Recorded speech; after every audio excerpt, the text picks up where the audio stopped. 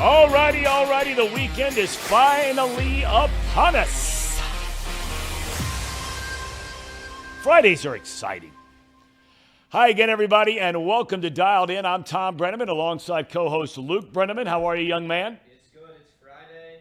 I'm good. It's Friday. Rough start to the show, but a wonderful morning, and there's plenty to talk about for a change this time of year on this show. There is. You're exactly right. We'll get to some of that in a minute. Our producer-engineer, none other than the Hall of Famer himself, Casey McAllister. What's the lid this week? What is that? This lid? Yeah. This is my Gallo hat. This is what I bought as a souvenir when I went down to Guatemala, and this is the popular beer brand. Well, nice. Okay. Yeah. When we went down to the Dominican, I felt like I had 400 El Presidentes down there. It's the only beer they serve, Dominican beer.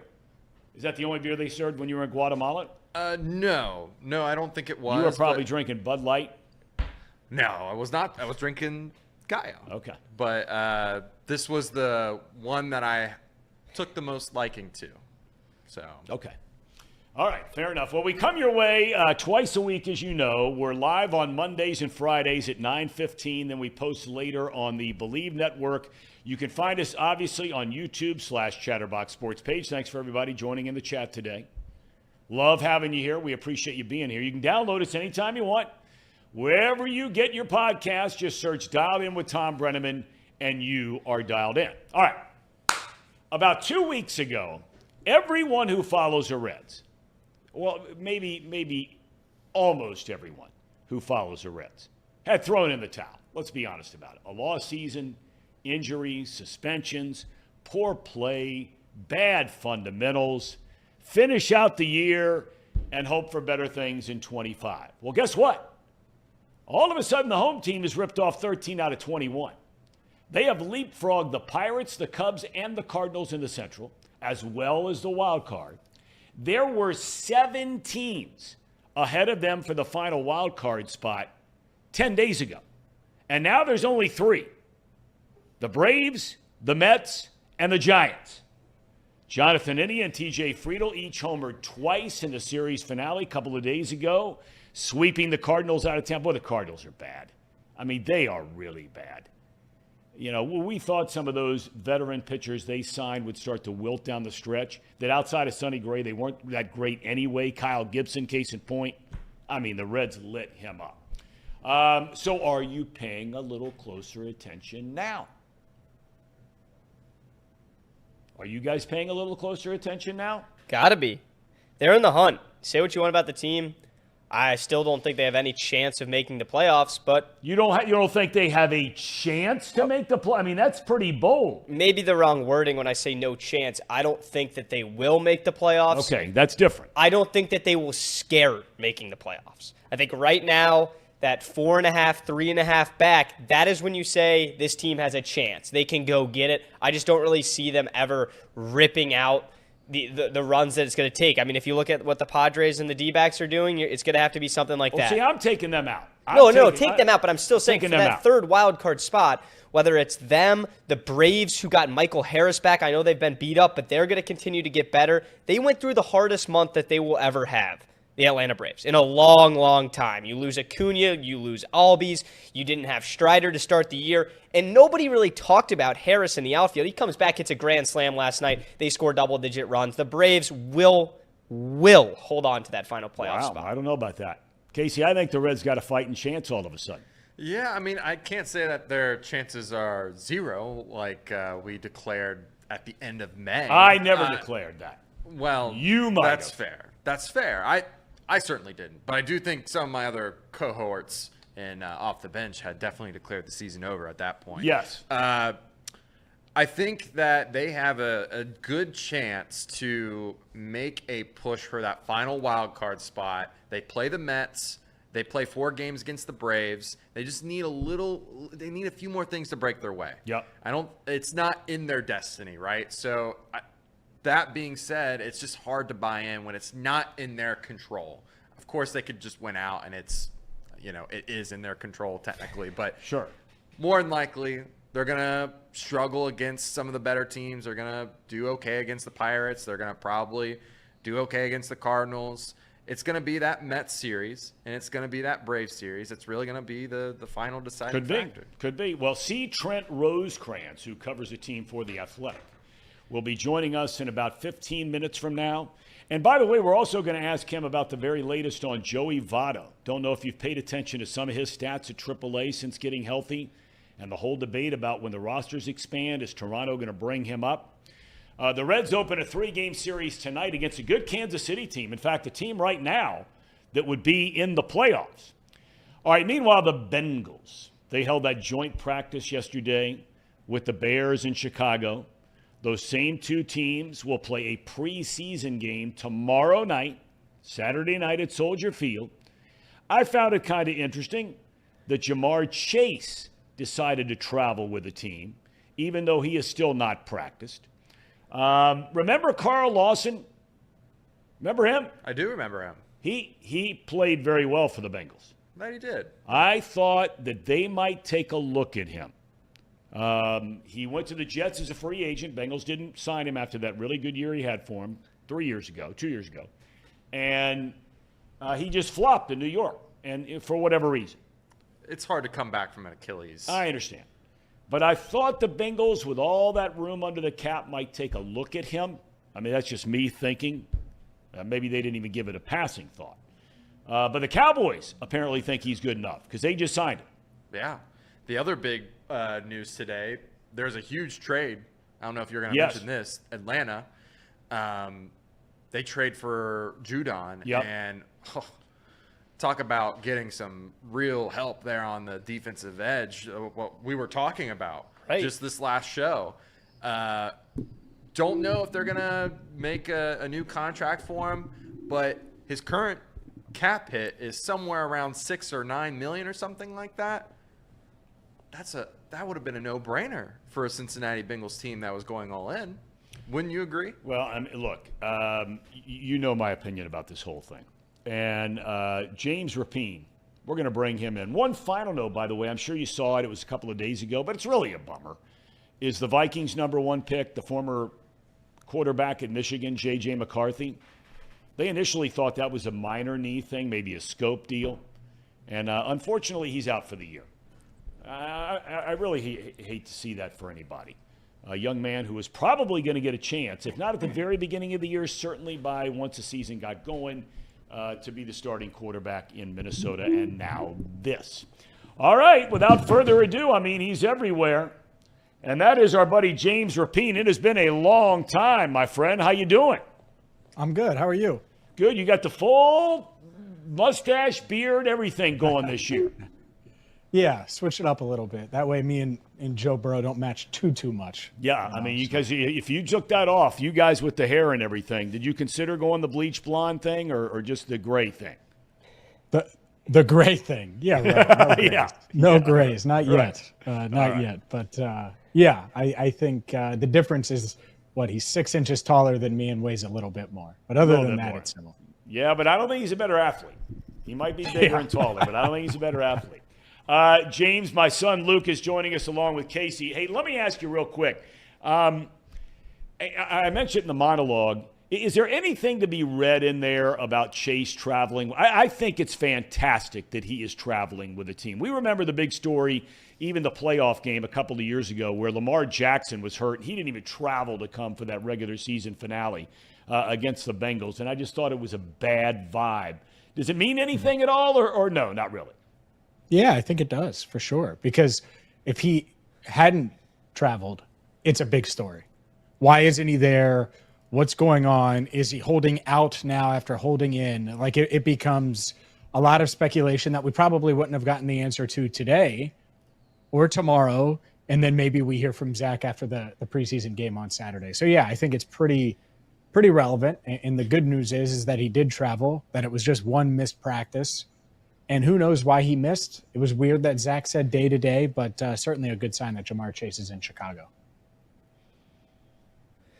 James, thank you for joining us. Nice to meet you, too, as well. I just have a question, just to jump to the biggest hole, at least in my opinion, with the Bengals. And you look at this defense, 31st in the NFL last year in yards. Yeah, they tightened up inside of their own half and didn't give up too many touchdowns. But Is it fair to say that the defense has taken a step back this season? And then when you re-sign these linebackers, everyone's talking about the secondaries, especially the corners and the pass rush now. Where do you personally lie with the guy who day-to-day covers the team on this team on the other side of the ball?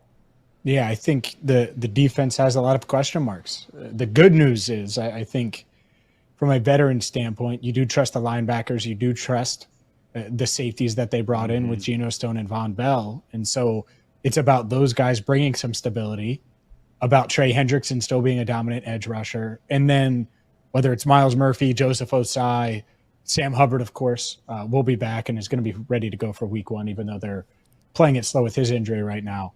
I think you mix those guys in and you look, and the interior of that defensive tackle room or the defensive line is the biggest hole and the biggest concern. Cornerback, I think they have some young guys that have flashed. At defensive tackle, it's Sheldon Rankins, BJ Hill, and then a lot of question marks that haven't flashed, like a Zach Carter, or our rookies that you're banking on, Chris Jenkins, McKinley Jackson, who's hurt right now. So I think the interior of that defensive line is certainly the biggest question mark, probably on the team at this point, because whether it's Dax Hill or DJ Turner at corner, I think both guys can play. Does it translate? I'm not sure, but I do think that they have the skill set to play at a reasonably high level. Speaking of Rankins and BJ Hill, they did not play in the first preseason game, and nobody's too worried about it. Are they playing on Saturday night?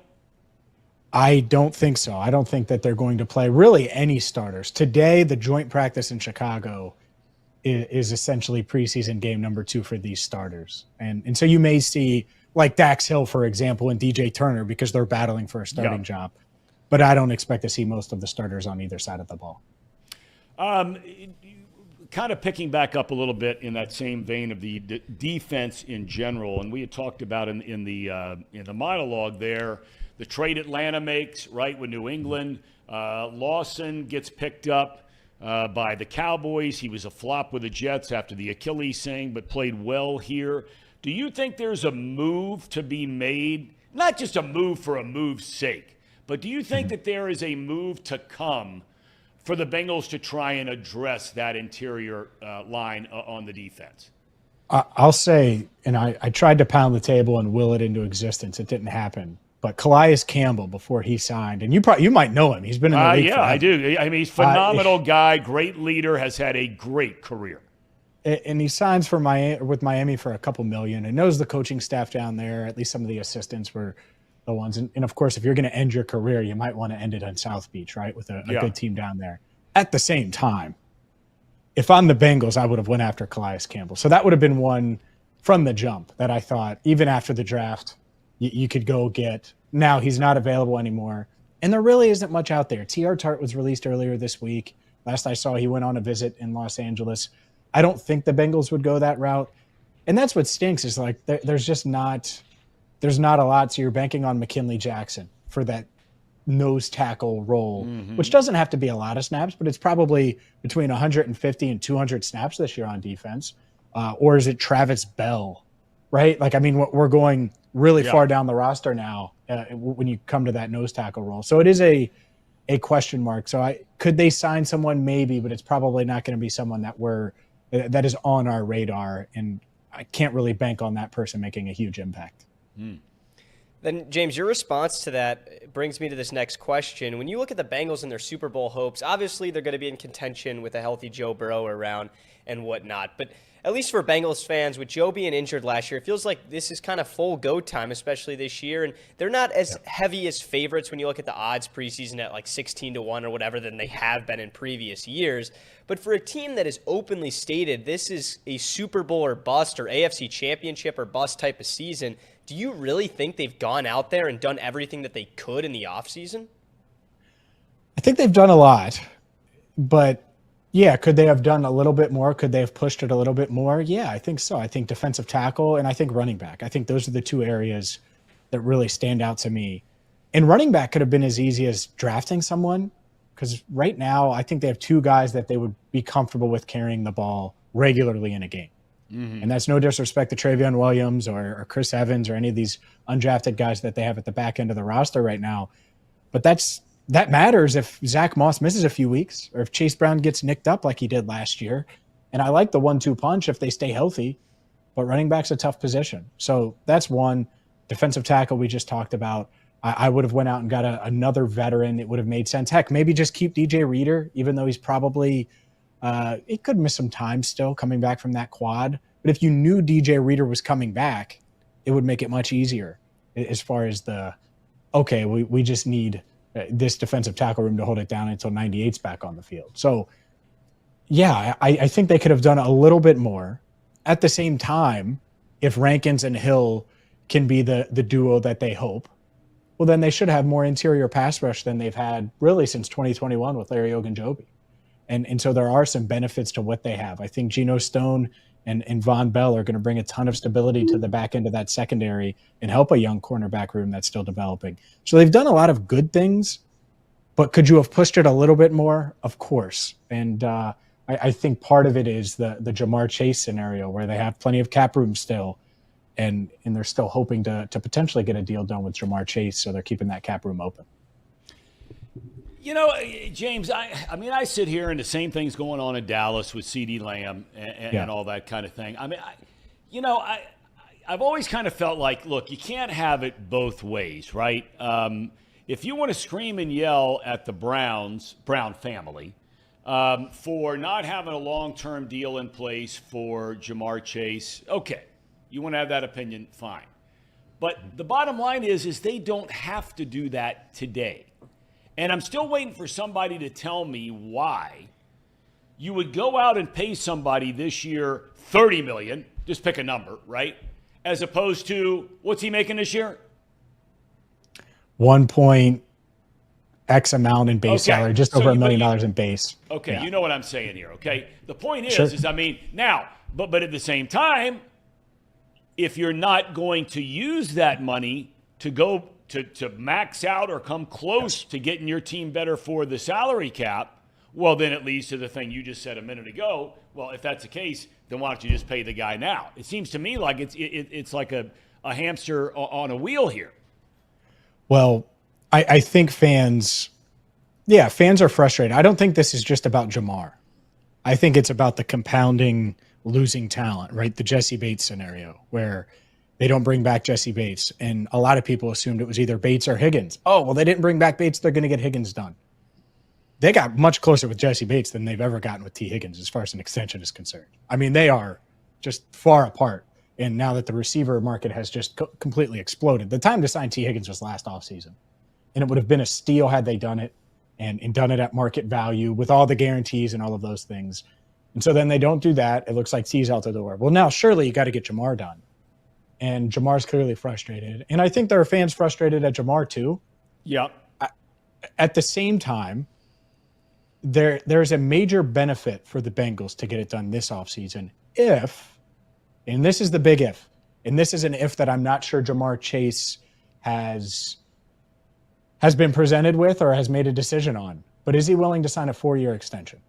Not 3, 4. Let's just pretend it's Justin Jefferson's extension. Right? All right, let me interrupt you real quick. Are you talking about this year, like right now, or are you talking about the end of this upcoming? Okay, all right, go ahead, please. I didn't mean to interrupt. I want to make sure I understood you. Okay. Yep, because if he signs a 4-year extension, let's say the Justin Jefferson deal plus $1 because he wants to be the highest paid receiver ever.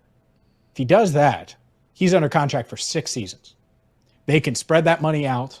His timeline lines up with Joe Burrow, and it's not going to hurt that bad from a cap standpoint. In fact, by the time you get to that first year of that contract in 2026, I think you'd be feeling really darn good about the Jamar Chase deal. So if that gets it done and I'm the Bengals, I'm willing to do that right now. Let's do it.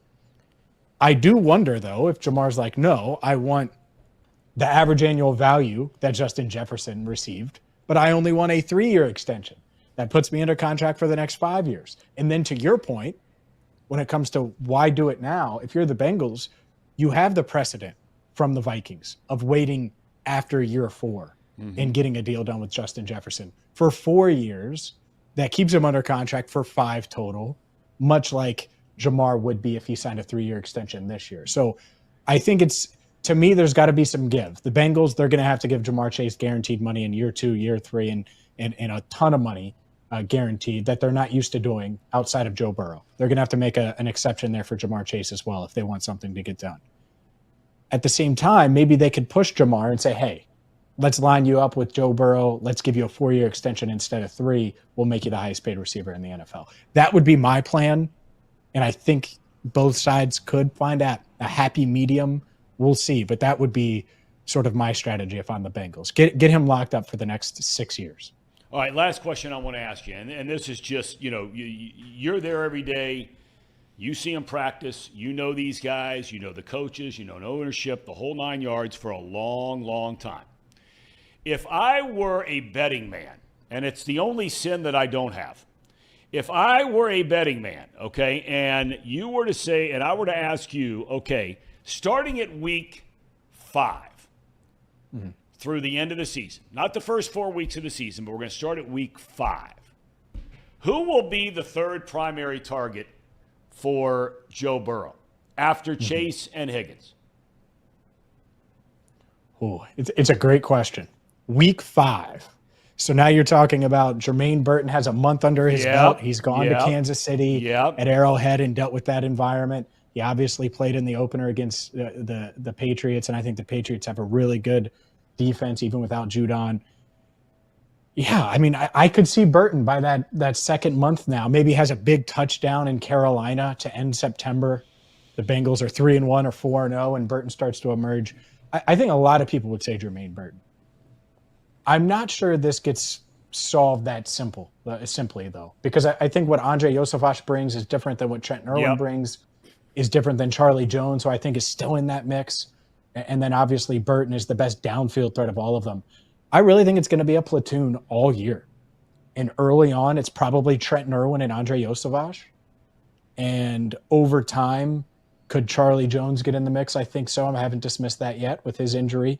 And then obviously Burton. His skill set is just unique compared to the rest of the guys outside of Jamar, but the rest of the guys on the roster, including T. Like his deep ball ability has been there. And it was there in camp and has been there in flash. And I just think it's about him maturing and growing as a player, like a lot of rookies have to do in the NFL.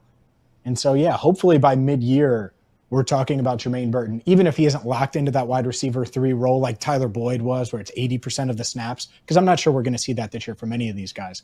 But what you could see is a deep downfield threat that defenses always have to account for and give the Bengals supreme flexibility on offense, which I think is their hope with this wide receiver core. Yeah. James, we thank you as always for your time and your expertise, my friend.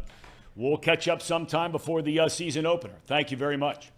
Sounds good. Thanks for having me. All right. James Rapien, kind enough to join us. That guy, I mean, the name of this show is Dialed In. That guy's dialed in. Oh, yeah. I mean, that guy's dialed in. What do you think about that whole Chase thing, Casey? I mean, we know you wear your orange and black colored glasses every single week. I personally... I mean, you feel like they ought to... I mean, I love this 6-year idea. But okay, but let's just stop. Let's leave that one alone because we don't know if anybody's actually thought about that. The complaining people are doing is that they haven't signed him, or they're complaining that Chase is sitting out because he's not in a position where he has earned a new contract yet, right? Right. So what do you want to see happen? You want them to get the deal, or they just say, hey, man, you do whatever you want to do? Well, regardless, I want them to get a deal done because they can spread out, even if it is a 3-year, like – what James, like, the same thing that you can do with Jamar Chase next year with a 3-year deal, if that is the case, if that's what they end up signing, you can do it this year too, and the same still applies. You can still spread out the cap. Yeah. I want it done this year, so you can, whatever deal they get done, they at least have an extra year to spread the deal out. Now, the 4-year deal thing is really, really good. That would be great for the Bengals, but 5 years isn't bad either. Like this upcoming you have more scenario, room to spread the cash. Yeah, but this upcoming scenario, if you don't sign him, if you wait until that next year, you're only getting 3 or 4 years then. So it's just the sooner they do it, the better for the Bengals, regardless of whatever those numbers look like.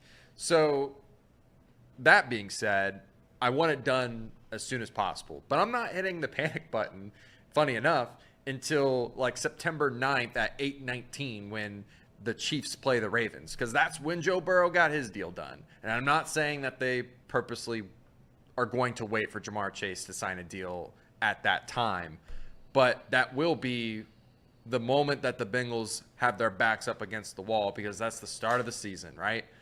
You don't have a deal done with your star wide receiver going into the season. He's been holding out this whole time. That's when I'll hit the panic button. So I'm not going to be concerned until that moment in time. Okay. As soon as it starts bleeding into the regular season, that's when I'm hitting the panic button. Even Jesse Bates, when he was holding out, there was only a week and a half left of the preseason before he actually signed that franchise tender. So for me, I'm not worried about it. Okay. Luke, you worried about it? Never been worried about it. I think you're not a little upset with Jamar? No, I'm not. I mean, James put it into words. It kind of does make you think about it for a second. When you take a caliber receiver who's north of $30 million per year, talent-wise, numbers-wise, etc., and the team wins. Jefferson got that money. Their team hardly sniffs the playoffs. And he's making sub $2 million this year. I get it's a rookie contract, but for the future of this organization, it's a no-brainer that Joe and Jamar are the two guys that are auto long-term deal. Yep. So from a fan's perspective, are you looking at this like – because I'm on both sides of this where I'm like, okay, Jamar still has to go perform no matter how much money he's making. Because if he just has another one of the years that he stays on the field, he's going to get his bag no matter when, where, what. But – then you're like, hey, we signed Joe. We paid him the money. The deal looks amazing now because of how inflated every market is getting money-wise in the NFL, to where it's like, can we just pay the guy? We want him to be a Bengal for life or a Bengal for however long Joe's here. Then it's kind of both situations, and especially considering they didn't throw money at an edge rusher this offseason, I'm at the point where it's like, pay him before week one, use that as added momentum going into the year, get the fan base around it, get Jamar excited to be a Bengal, and go win a Super Bowl this year. That's where, there is a reason to wait, and it would make a lot of sense, but at this point, just give the guy what he wants. Okay. All right. Well, one thing we have learned, and that is for sure, is that the Bengals are not the kind of team that is going to budge should it feel threatened. That's true. We learned that with the most valuable player on the team years ago in Carson Palmer. It doesn't matter who you are. If they feel like they are doing what is right for them and their business and their team, they're not going to cave. I'm not saying they won't give him a new deal because maybe they'll feel like that's the best thing they should do. Is C. Trent here? He's getting set up, so let me work on him real quick. Okay. Well, we got C. Trent Rosecrans from The Athletic coming up because we're going to shift gears here to the Reds in a second. Obviously, you just want to see guys healthy. I'm excited, Luke, to see Caleb Williams a little bit. Yeah, I am too. I personally don't root for the guy. I'm not a hater by any means and root against him. So then why? What's the problem? I'm just saying I'm not a Caleb Williams guy. I wasn't a Caleb Williams guy in college. I wasn't a USC guy in college. I wasn't a Caleb Williams fan the way he entered the NFL, dictating where he got drafted, how he got drafted, how much money he got paid. I'm allowed to say that. You are. And you are. And I also stated I'm not a hater. I'm not going to root against him like some people are. Okay. He's a very talented kid. I think that I said it last week on the show.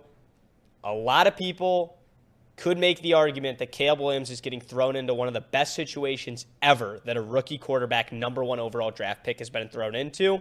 We'll see if he can deliver, and if he does, they're going to put him on top of Trump Tower in downtown Chicago. You know, that's a great point you make because when you really think about guys that go #1 in the draft, they normally are guys that are on terrible teams. The Bears have not been a good team. They haven't even been a mediocre team. But, I mean, they are getting better, and they spent a lot of money. All right, I tell you who else is getting better with age, like a fine wine, even though I'm a beer drinker myself. And that would be our buddy C. Trent Rosecrans. C. Trent, how are you, young man? When's the last time you trimmed that beard up a little bit? I get it done every couple weeks. So, you don't leave this to the hands of amateurs. You got No, you definitely do not. No, although that you got your hat going again, preseason #1. Your guys. Yeah, it was actually just sent a video because on the SEC network they were showing the Georgia-Ohio State game from a couple years ago, and I took a little video of it and sent it to a buddy of mine because I know he loves to revisit it. That was a hell of a game. An Ohio State fan. That was a hell of a game. It was one hell of a game. I mean, hell of a game. Oh, great game. Great game. You know, if it weren't for that cheap shot on Marvin Harrison, you know, Lord knows what could have happened in that game. All right, listen, let me ask you. First of all, thanks for your time. It's really nice to see you again. Hope everything's going well with your family. I made the comment in the monologue that 2 weeks ago, I think there were a lot of Reds fans that had, if not thrown in the towel, had come close to throwing in the towel. You're behind 7 or 8 teams in the wild card. They weren't playing particularly well maybe 3 weeks ago. But now they rip off 13 out of 21. They've only got 3 teams in front of them that I'm not sure are any better than they are in the Braves, the Mets, and the Giants. Yeah. When you're down there, do these guys? Padres, I kind of put separate. Yeah, I put exactly. Those are two pretty good teams. Yeah, they're really good teams, and they're playing really, really well. And could the wheels fall off? They could, but they look to be the 2 teams at the top. Okay, but this team really believes they're going to make it, don't they? I think they do. I think it's been the same, all year. And that's almost a hallmark of David Bell, that he's very kind of even-keeled. And I know a lot of people don't like that, but I think the guys in that clubhouse do like that. They've never panicked. They've never done anything for show. It's all been deliberate and for good reason. And so I think that is something that was funny. I wrote last night, like David, and I wrote about it afterwards, but I just remember sitting there in the press conference room thinking about it. Like what David said, he was asked about, and maybe I asked him, I don't know who did. He was kind of asked about like keeping them on track, and what he said after the game about, we just try to make it the same thing every day or blah, blah, blah. And I think I wrote, like, you could have taken that from any of his post-game press conferences in 61 of the losses of the year, much less 60 of the wins. And it's a consistent message. And I know that's not something that people outside the clubhouse appreciate, but I think the people inside the clubhouse do appreciate. See, Trent, thank you for joining us. Nice to meet you, by the way. Looking at the Reds, I think it's 13 series left, 7 of them against teams over 500. They're already backs against the wall when you look at the playoffs. Someone who covers this team day to day and doesn't get to take weeks off when they lose 3 straight series and then become a fan like everyone's doing right now before Kansas City this weekend when you're right back on the bandwagon. Where do you think this team lies? And if they are really going to scare a wild card spot, say get in 2 games, 1 game of it, how is that going to happen? Well, I mean, I think it's just consistency. Like, there's not great teams in baseball right now. Everyone is flawed. Every team, there was a point where the Phillies looked like the only good team in the National League, and then they've scuffled. It's a long season. And the one thing is, if you get into a short series and Hunter Green is your game 1 starter, you're feeling pretty good about game 1. You go in with Lodolo, and, he's kind of been up and down, but you still will take your chances with him and with Abbott. I mean, they were younger guys, and so they have not pitched in September, haven't pitched in October, but I still think it always kind of starts there. And this bullpen, you get Fernando Cruz has kind of been getting a little bit of a break. Tony Santillan is as good as anybody in that bullpen, and he's looked really good. You just have some weapons, and we saw with the Diamondbacks last year. It's not about having the best team. The best team doesn't win the World Series. If it was about determining the best team, it would be like soccer in Europe, where it's just like, oh, you won the most games, most points, done, no playoffs.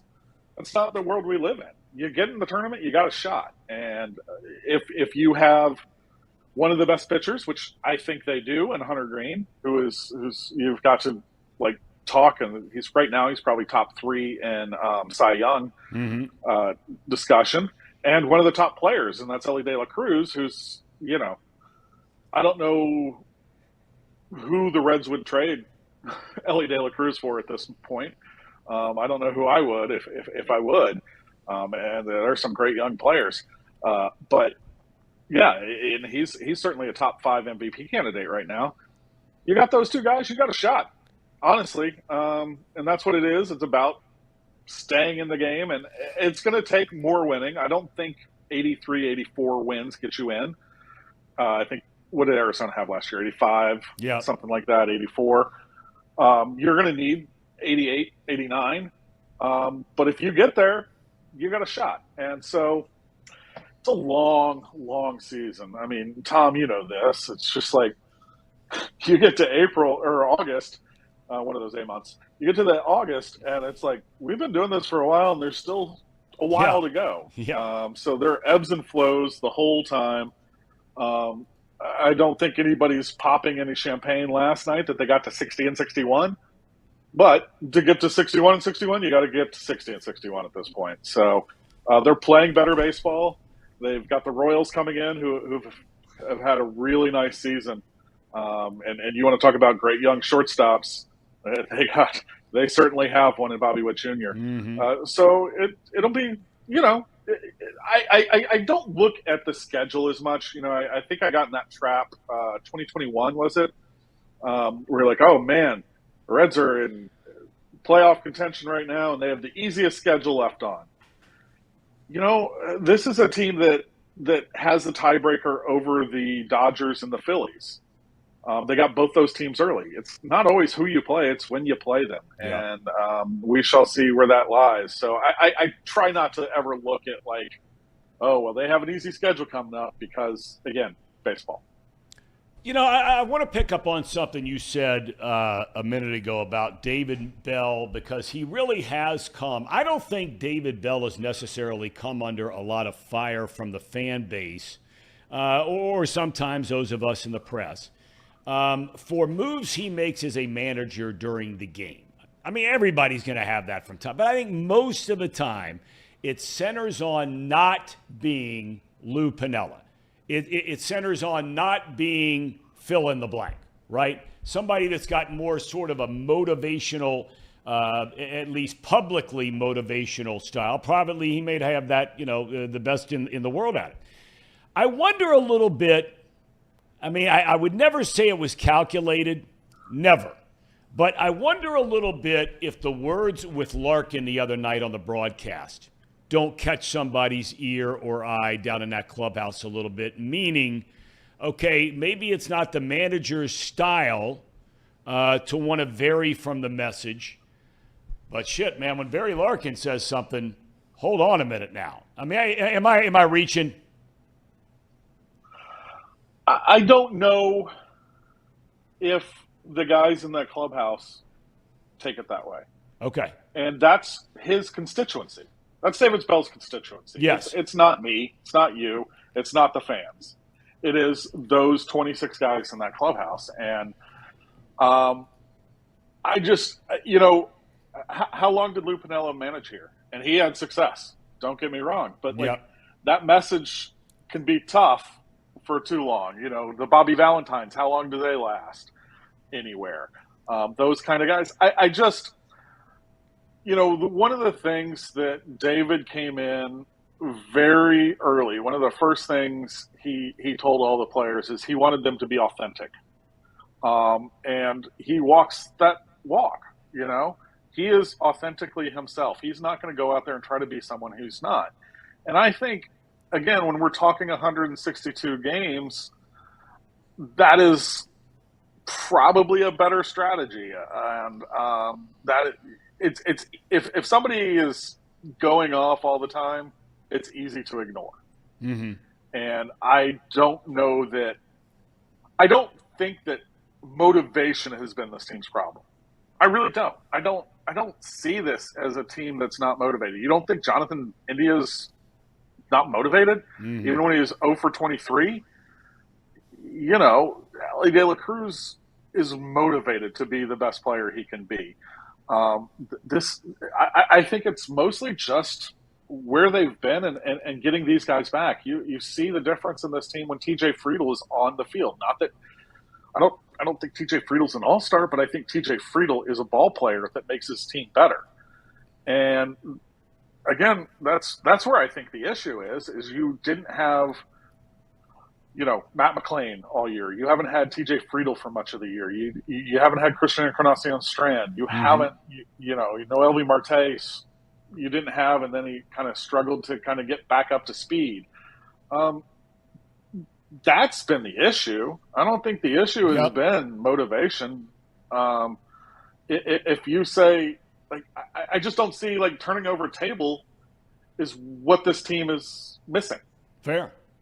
Before we let you go, I wanted to ask, take this year out of the picture, because at the break when they didn't make a move and the Padres and D-backs win 17 of 20 and it just feels like the Reds were completely out of the wild card, we said on this show the Reds should just hang in there, play north of 500 ball the rest of the year, give themselves a chance like they have right now, and then look at next year. When you look at the rebuild, or at least the attempted rebuilds the last couple of years for the Reds, would you say going into next season where they lie right now with potentially back-to-back years over 500, it's as go mode as it's ever been? Yeah. I mean, I think you need to upgrade the outfield.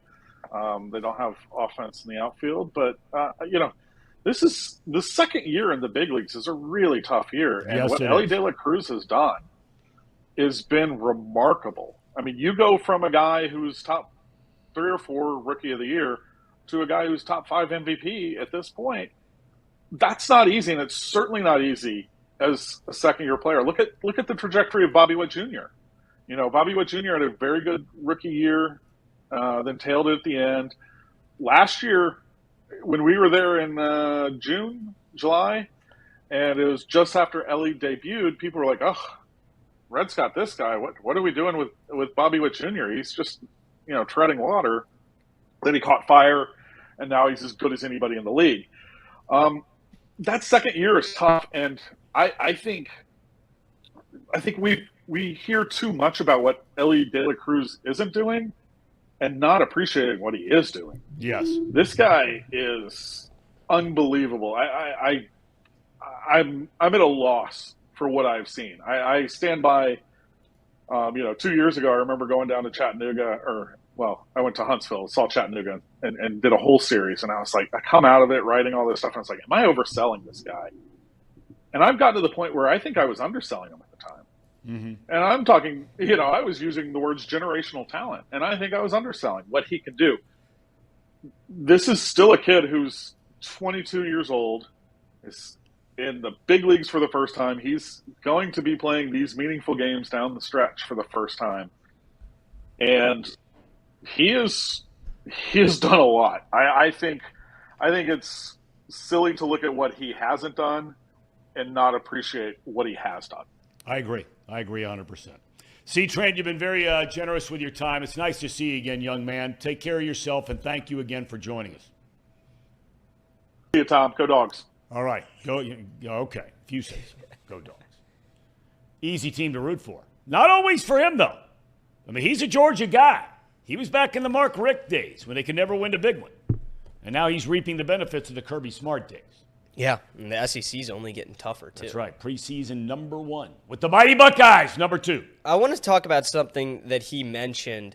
When you look at where the Reds are right now, because he compared us to the Kansas City Royals, and I know it was just because of Witt and De La Cruz, but you could actually make a lot of comparisons to the Reds trying to do, at least next season or wrapping up this season, what the Royals have done this year. They had a Bobby Witt Jr., he's blown up, MVP candidate, whatever. But for a smaller market team, they have Bobby Witt Jr., but they don't really get enough praise for Pasquantino. I think he's like north of 30 home runs this season. So they absolutely have a 1-2 punch in their order. I really think the Reds are like one step behind the Royals right now. And that's because of injuries. Right, and that's what I'm saying. If the Reds can get on that same trajectory where the Royals had a couple starters, they had an all-star starter this year, and guys that have just had career years, stuff like that happens, you're going to be 10 games over 500. But from a money perspective, everyone wants to chase what the Guardians are doing, no doubt. But you can't always be an 100-win team, or at least on pace for that at one point in the season. I think the Reds need to, I'm not going to say try and copy the Royals, but at least there's hope that a team that with a very similar young base, get a couple 1, 2, 3 punch in that order, get some more bats besides De La Cruz, they're going to be just fine. Yep, I agree. All right. What's a move this weekend, boys, before we get out of here for Off the Bench, because they're ready to get rolling. Casey, we begin with you. Luke, you came up with this idea. This is sort of a hip kind of term, right? What's the move? Well, the segment's called Could Be the Move. Could be the move. Thank you. Could be. See, I'm already out of touch with the young hip crowd.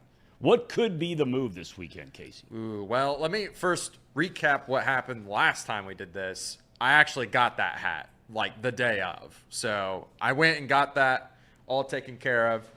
So now this weekend's very bare for me. I don't have a whole lot going on. So what could be the move? I think what could be the move is just relaxing with the wife, maybe pour a glass of wine, enjoy a nice dinner. How about that? Now, that's a good move. That's a good move. It's a big league move. It is. All right. Luke, what could be the move? Definitely is a could be the move. Caddying Friday, Saturday, but Yeah, it's a long days caddying. I'm not a tennis guy. Western and Southern Open in Mason this week. I went there a couple years ago. You can't beat the food. It is like Taste of Cincinnati in their little lobby, lobby area, whatever. Yeah. And then the tennis, all the heavy hitters go because it's before the U.S. Open. Yep.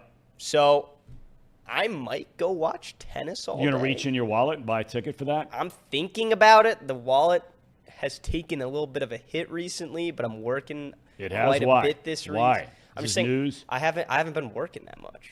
So I'm working this weekend. Maybe I go watch tennis. That's why it could be the move. That's certainly not the move right now. You know what I want to get into on Monday? I want to get into a fella that you caddied with the other. I'm not going to go by name. I'm not going to do that to him because I don't know him.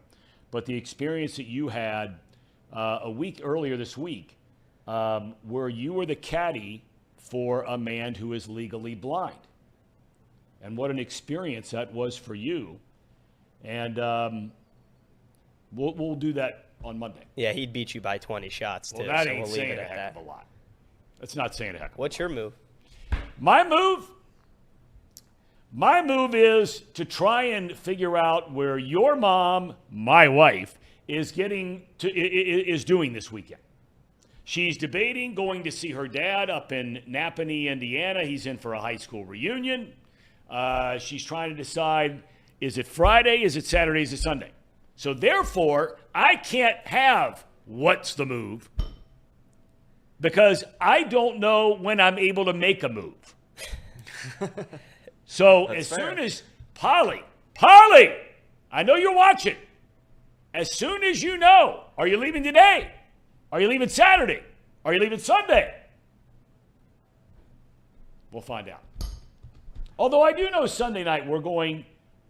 It's very nice. Our good friends, Dave and Terry Late, the parents of your good high school buddy Jackson Late, are having all the buoys and their parents over for one final night before everybody goes off to college. So that is the move on Sunday night. Sweet. All right. Luke, thank you. Thank you. Casey, Thank have you, a good Tom. weekend, my man. You too, Tom. All righty. Thank you. Thank all of you. Off the Bench coming up next. Here we go.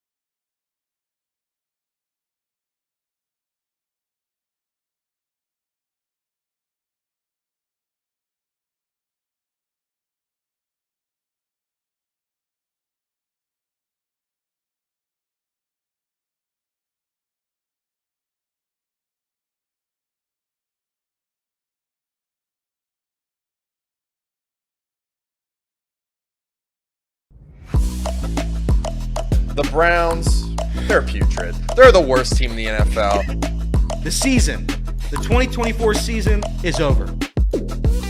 Lamar Jackson can't win the playoffs. He'll win a third MVP, though, so that's great. Drew Sample is the most important piece of the Bengals offense next year. Go Joe Burrow. He deserves to be MVP. I wish he was the Browns quarterback. Kind of mean that. If you're looking for the most reactionary, silly, and unserious show on the internet, then you're home. Live from Hamilton, Ohio, it's Off the Bench by Chatterbox Sports on 1410 ESPN Radio. Oh, hi, good morning. Happy Friday. Welcome in. And then there were three. That's right. And then there were three. Jimmy, good morning. No. Oh, damn. All right, sorry, Jimmy, my bad. Jake. Oh, no. Elliot. We do have Elliot. I am here. How are you? I'm doing good. I'm not going to say the weather's good, but I'm good. It's a beautiful day, kind of. Not really, but it's a day. It's another day. It's supposed to clear up. How about that? It's supposed to get better. So I can sneak onto a golf course here after our show is done here in a little bit? It might be a little too wet. You're doing cart path only if that's the case, but 90 degrees, dude. Just 90 degrees. 90 degrees. 90 degrees. I like the courses that make you do that even when it's not rainy. 90 degrees. Okay. I also get pissed at the par threes when they say cart path only. I'm like, but why now? I could just do what good golfers do and just, get on the green. but it never works out that way. That also drives me nuts. No, yeah, that's silly. There's a couple I played a course called Aston Oaks. If you never play Aston Oaks, it's on the west side of Cincinnati, kind of by River Road. If you know what River Road is, I think everyone has a River Road, but I call it River Road. And this course has one hole where it's straight uphill. I think it's hole 4 or 5. Goes straight uphill, and you can't take your cart on this hole. It just has bad drainage or whatever. It's kind of silly. So every time I try to make it a point, and it's a narrow fairway. You got trees on your right, trees on your left, houses on your left, trees on your right. So you have to try to be somewhat cautious because you want to play cart path golf, hit it to the left, but you don't want to hit a house. You want to go right to keep it safe, but you can't go in the trees. I end up always hitting it at the houses, always. And I can't stop it. I've hit a house, and I have made sure I did not cause damage. There was no damage, but I did do it. So it's just a brutal hole. Any course that has that, silly. Well, let me ask you, the house that you did hit the house, right? I'm going to say allegedly. Okay, so but yeah, if the owner of that house came out and was upset, how do you appropriately handle that?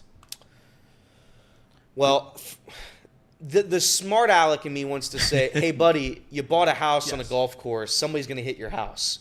The being, let's try to get out of this, would say, hey, man, I'm sorry. I duck hooked it. It won't happen again. If you need anything, I'll give you my cell phone number, yada, yada, yada, and then I'll drive away. But usually, I'd imagine most of those people won't take legal action as long as I didn't break a window. Well, my thing is this: if I break a window, I'd pay for the window. No legal action should ever be taken, and I'm here to be the guy. I'm gonna be this guy.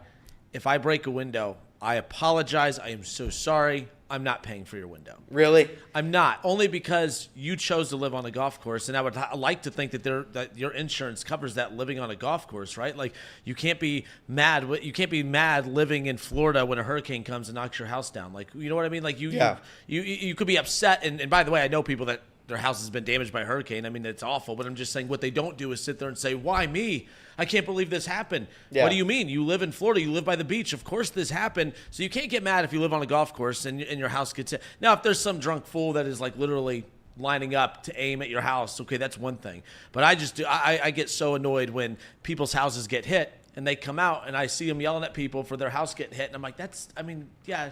Well, again, this is a public golf course. We're not professional golfers out here. Like, no one is aiming for your house. But if it gets hit, don't live on a golf course. By the way, Game Day says players don't have legal liability on golf courses. Really? Is that true? I don't know if it's true. I'm just taking Game Day's word for it. Mark Fetter's great point. Yeah, great point. Hit the balls in the fairway. Yeah. I've never thought of that. Here I am aiming at houses. I should just aim for the fairway. In fact, it makes it so much easier. I've never even thought of that. I'm going to give that a try today. I think about hitting the fairway a lot. and it just never really goes my way.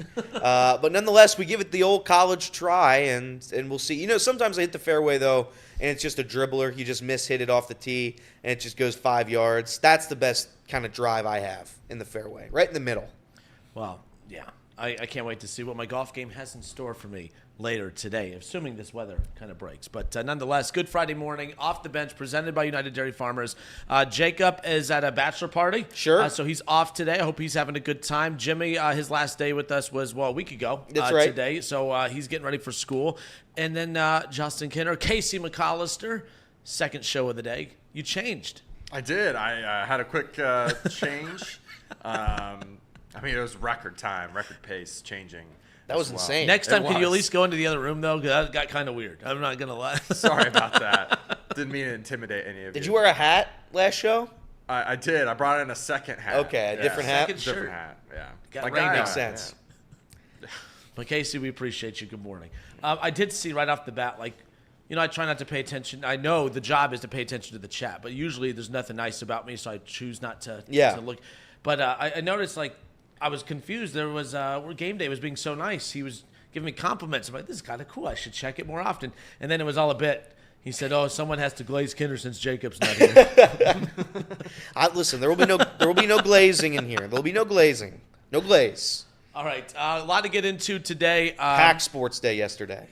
Pack Sports Day. Reds were off. Bengals had their joint practice with the Bears, but again, the reporters couldn't live tweet or report on anything until later in the day. Still can't figure out why that's a thing. The Bears, that just drives me nuts as far as that's concerned. But not a great practice, I guess, for the Bengals. They also injury bugs starting to kind of pile up a little bit. We'll talk about that here in a bit. Want to open up the little baseball conversation because something that kind of came out yesterday at the tail end of the show, and I knew we were going to talk about it today.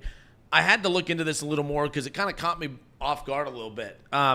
Baseball, let's be clear, for a sport that everyone says is stale and doesn't change and is just so old school, baseball's actually been one of the more progressive sports of all of them as of late.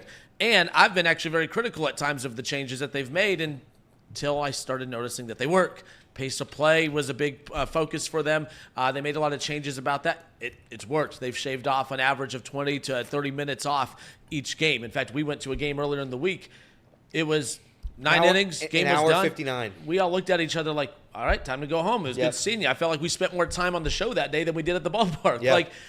So those changes are working. Do I like the runner on second and extra innings? It's a little gimmicky, but at the same time, it does add a little extra appeal. And then not everyone's going to like it, but it's not ruining the game. None of the changes that Rob Manfred has implemented has ruined the game. In fact, I'd say 90% of the changes have actually elevated the game.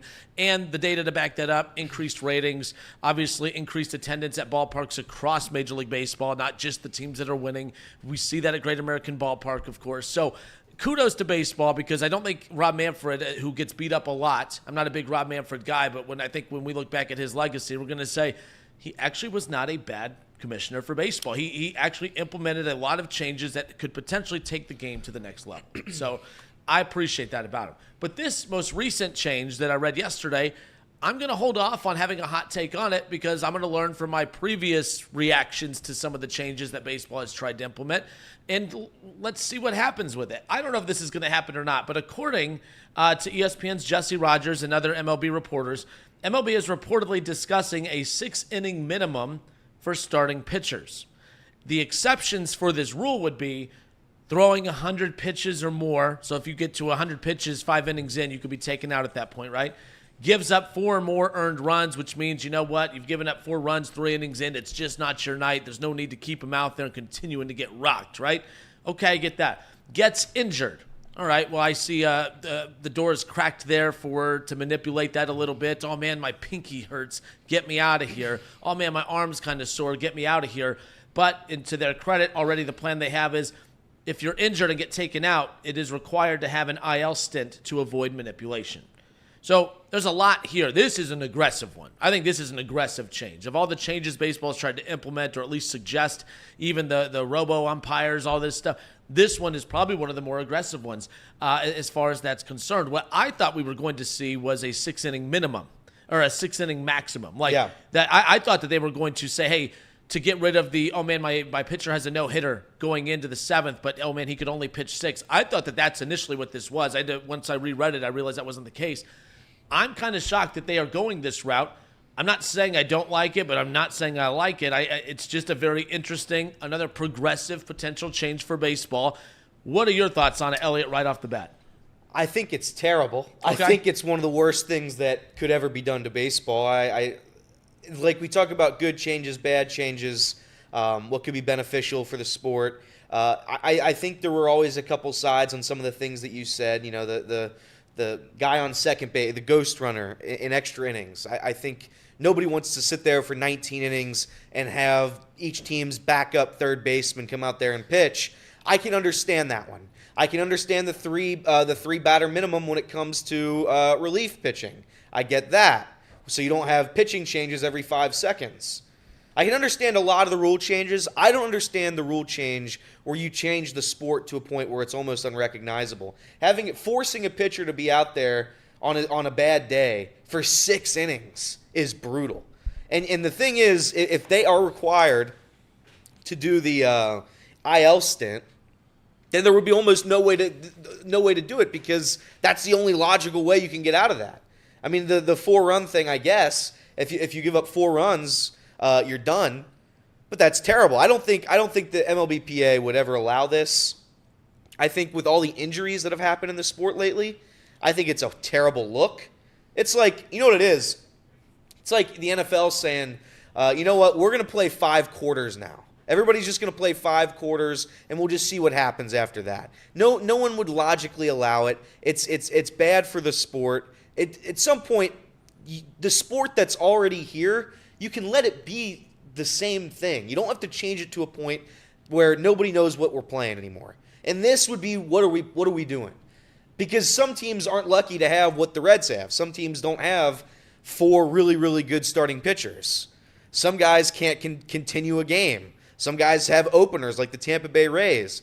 A part of their strategy is to throw out bullpen relievers and then put in somebody in the interim right after that. So there's so much that goes into this, and I think it would be so terrible for the sport.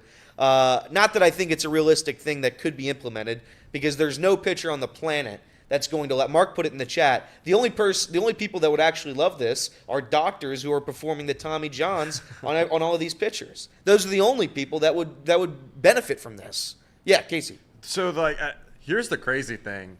Think about a year ago, Hunter Green, top of the 5th inning. He's got 2 outs, but bases are loaded, and he's not reached 100 pitches yet. They can't sub him. They can't switch him out. He has to continue pitching until he either hits 100 pitches or gives up 4 runs. That's crazy to me. That's incredibly just ludicrous to me that you can't be allowed to change a guy, bring him in, and finish out that inning to then make sure you don't give a bunch of runs. That's wild that they even added the run limit to it. Well, it's not. It's like they're not robots. So you're not going to get perfect performances from any. There are days where Hunter Green throws 3 innings and gives up 7 runs. That day happens. It's an 162 game season. I don't understand the need to put pressure on starting pitchers to go 6 innings. And then at what point does it become the quality start? What's a quality start at that point? Because that's not a quality start. That's you being forced to do it. So I don't know. I think this rule would be one of the worst rules ever. It doesn't make sense to me at all. I don't think the MLBPA would even consider something like this, given how bad the injuries have been over the past couple of seasons. But if this is this is too far for me. This is too much. All right, we'll step away for a brief moment. When we come back, this article from ESPN's Jesse Rogers kind of goes into explaining a little bit of what the commissioner's office is wanting. And again, I just slightly defended Commissioner Rob Manfred, but I truly don't understand the purpose of this. Even if I didn't like the idea of the ghost runner, there was at least an explanation for it, right? Yeah. And I may not like it, but hey, we want these games, especially once they get to extra innings, we want them to wrap up a little quicker. We don't want these guys playing on and on and on, especially 162-game season. Don't have to like it. We understood it. Pace of play. Thought it was a little overrated at first. I'm like, hey, I pay a lot of money for a ticket to go to a ball game. I don't want it to speed up. I want to enjoy my time at the ball game. If the product is good, I want more of it. But I understood why they wanted to do it. This one, I just can't truly grasp why they want to make this change. And do I think it'll happen? I don't think so, but never thought we'd see a ghost runner in extra innings rule. I never thought we'd see the designated hitter in both leagues, and yet here we are. So I don't know. We're going to continue on with this conversation. Also, Reds fans who are going to the ballpark tonight, hopefully this rain holds up, or That's goes right. away. Goes away. There could be an interesting change. There will be an interesting thing that you could potentially experience at the ballpark tonight, which we'll talk about all of that and more coming up. More off the bench next.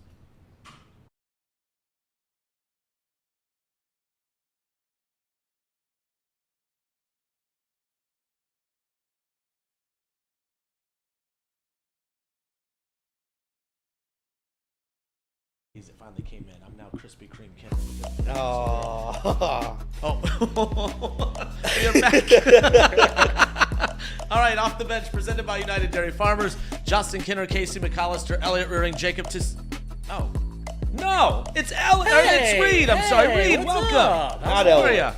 Not Elliot. By the way, people think I don't like Reed. That's not true. Who texted you to come in? Elliot did? That's true. Elliot, against my wishes. I tried to keep you out. Nah, you text me. You said, hey, you want to come in here and talk some ball? I said, yeah, I would love to talk some ball. Let's talk some ball. I saw you walk in. You looked real chipper and happy this morning. Look how wet I am. It's just really wet outside. So Very wet outside. Beautiful Moist. weather. Yes. Beautiful weather. No doubt about it. All right, we right away. So as the show closed yesterday, I thought it was kind of a wild thing. I saw MLB reportedly discussing a 6-inning minimum for starting pitchers, with the exceptions being thrown 100 pitches, giving up 4 more runs, gets injured. All of this is wild stuff. Look, I'm just kind of curious right off the bat before we dive in and pick up more of this conversation. Just when you saw that, your first initial thoughts was what?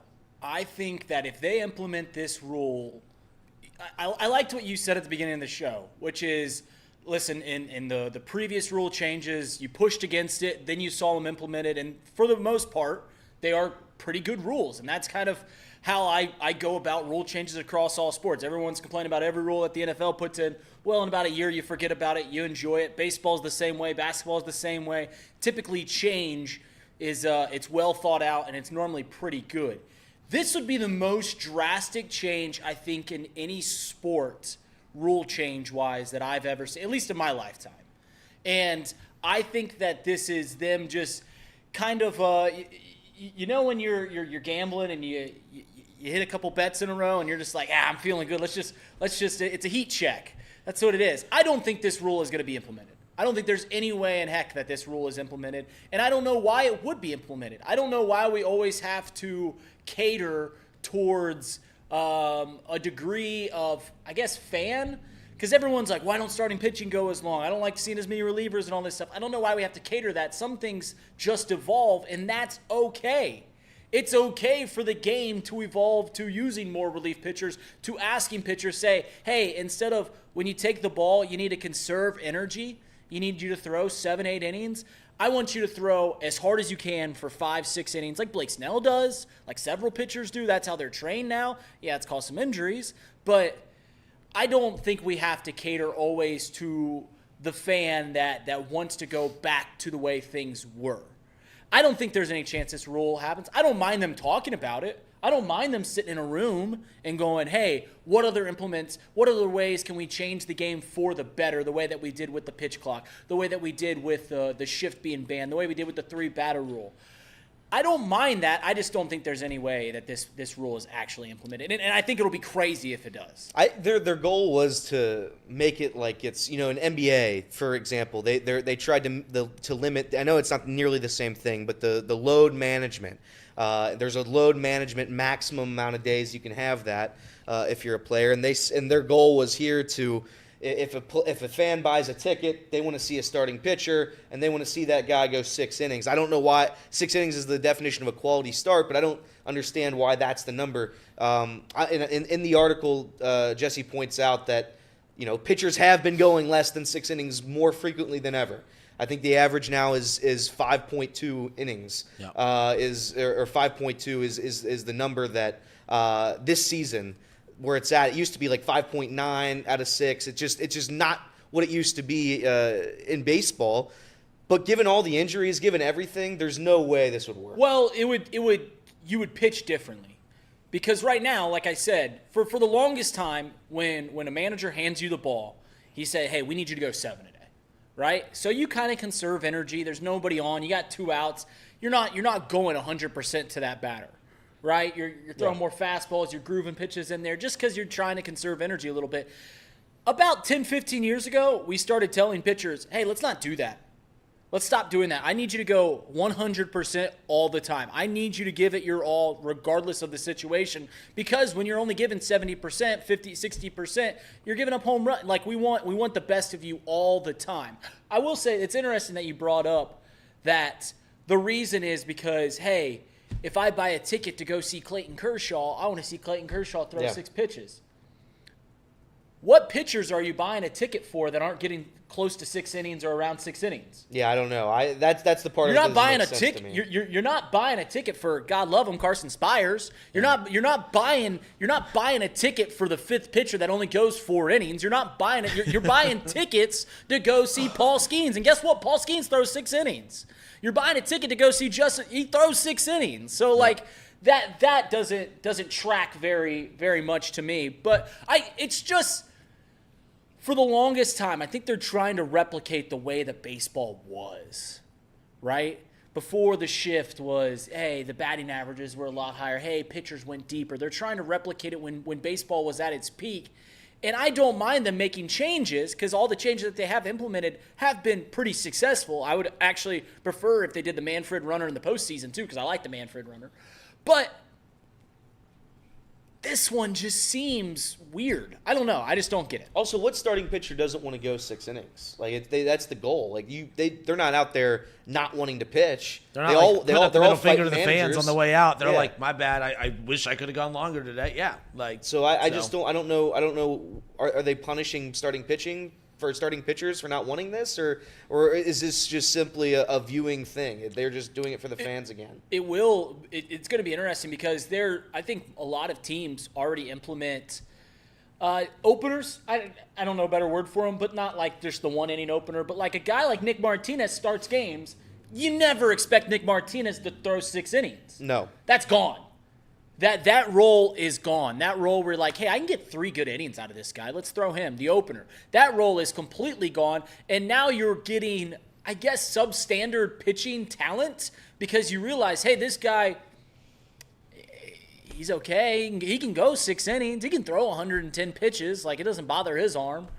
That pitcher has now become more at the front of everything. I'd imagine it changes how contracts are made as well with starting pitchers. Those dollars are going to keep going up and up and up, and it feels to me like a relief pitcher is just more devalued now at that point, and their contract would go down. Well, I think what happens? You might go back to that set roles in the bullpen though at that point, right? Would your middle relief and close? We don't need that. That wouldn't come back. Well, with that? It might, but I don't like those. I don't like, hey, this guy gets the 7th, this guy gets the 8th, this guy gets the 9th. I like the idea of, hey, this game might be lost in the 7th inning. The bases are loaded. There's 1 out. I want my best relief pitcher to go. Like, I wish more teams would do that. I wish Alexis Diaz would come in the 7th inning when it's a 1-run game. High leverage isn't always the 8th and 9th inning. It's right. It's throughout the game. Yeah.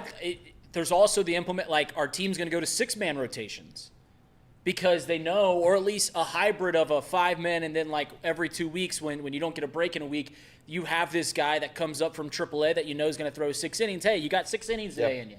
So now you're going to have to do different things with your rotation. I don't think, if you want me to put odds on this, I don't think there's a chance that this actually passes because you're going to have the owners agree on these rules. They're going to have to see them. They might try it. They might try it down in single A like they do with all these rules, but I just don't see a world in which this is implemented. So ESPN's Jesse Rogers, he released the article yesterday, and there's something in here that caught my attention as to why I really agree that I don't think it's going to happen, and I'll get to that in a second. But he says the commissioner's office wants starting pitchers to spend more time on the mound, pitching deeper into games and less time in the operating room undergoing surgery on their arms, which to me, I don't know how that makes any sense. We want you to continue, putting more innings on your arm, to me, does the opposite. I think that puts more wear and tear on it. But the quote from an MLB official to Jesse Rogers, I don't have the name of the MLB official, but it says, "We are interested in increasing the amount of action in the game, restoring the prominence of the starting pitcher and reducing the prevalence of pitching injuries. There are a whole host of options in addressing those issues." Now, that last line is what got my attention. There are a whole host of options in addressing those issues. The fact that you have an actual, like a lot of times if something leaks, you're not having a direct quote from an MLB official to an ESPN reporter. Well, if something leaks, it's like, hey, what do you say about this? Oh, no comment. We're not ready to comment on that. I think they're leaking this on purpose, and they do, and all sports do this. They'll leak some possible changes just to kind of get a temperature of the reaction. And I think that's what this is. I don't think this will happen. I mean, and again, we're doing what Major League Baseball wanted. All shows are talking about it. This is their way to kind of check the pulse, as you said, of the reaction to this. I don't think there's anything about this that makes a whole lot of sense that would make it worth it, to be honest. Now for 20 minutes now, we've talked about all the cons, like this is bad, this is the reason, I don't like this, I don't like this. There are pros to this. There are pros. There's a reason that they are weighing this option. And one of the pros is that there would be more offense. We all like offense. Yep. We all like runs scored. When a guy has to go 6 innings, the reason that there'll be more offense is because he's going to get a little tired. He's gonna have to, he faces that lineup the third time. They're gonna hit the ball because they're seeing him for the third time better. That's normally a big bugaboo for managers. Hey, the third time, let's get this guy out of here before they get too familiar with him. The other thing is, like I said, you asked, how is asking them to go further going to save their arm? And it's the reasons I brought up. It's for over a decade, we've been asking these pitchers, hey, we need your, not only 100%, we need you to throw your best pitches more frequently. For the longest time, if your best pitch was a slider, you still had to set up the slider. Now we're asking guys, hey, if your best pitch is the slider, throw it as early and often. Throw it a lot. That's your best pitch. That's your out pitch. And now we're going to have guys, laying off their best pitch more often. They're going to have to save their arm. They get to the third inning. They're facing the bottom of the order. They're going to groove more fastballs in there. They're going to throw just a little less intensity. And, yeah, that might save some arms because that's the big thing that not a lot of people are talking about. It's not the fact that your arm physically can't throw 100 miles an hour. It's that you're just constantly going full go. I don't know how often, if you work out 100% every single day, you're going to get stronger, but your body's going to fail. Your body's going to break at that point. So it's going to be interesting. I wonder if the 4 runs, if there's a stipulation where it has to be earned, 4 earned runs. Imagine if some errors come into play, and he's given up 9 unearned runs, and he's still out there at 75 pitches, and he's just got to keep on going. That to me is just so silly, and it's not baseball. All right, Off the Bench presented by United Dairy Farmers, Chatterbox Sports on YouTube, 1410 ESPN Radio in Dayton. The other part about it, too, you talked about scoring more runs. Well, the whole base of the pace of play stuff was to speed up games. I think you have a perfect storm of the pace of play rules have helped speed up games, but the dominant pitching has helped speed up games as well. When you have 2 really good pitching outings or 2 teams who are pitching really well, or if you want to call it bad offense, fine. But when you start getting games going longer because more runs are being scored because there's extended innings, I think that then you'll start to see the average length of a game start to increase as well. Well, I don't think there's ever been a fan that's left the ballpark leaving a 14-11 game and be like, man, that game was 4 hours. That sucked. That's not what tracks. If they want more action more than anything. The reason for the condensed game wasn't saying hey, people's attention span can't last for 3 hours. It's to say hey, let's condense the action.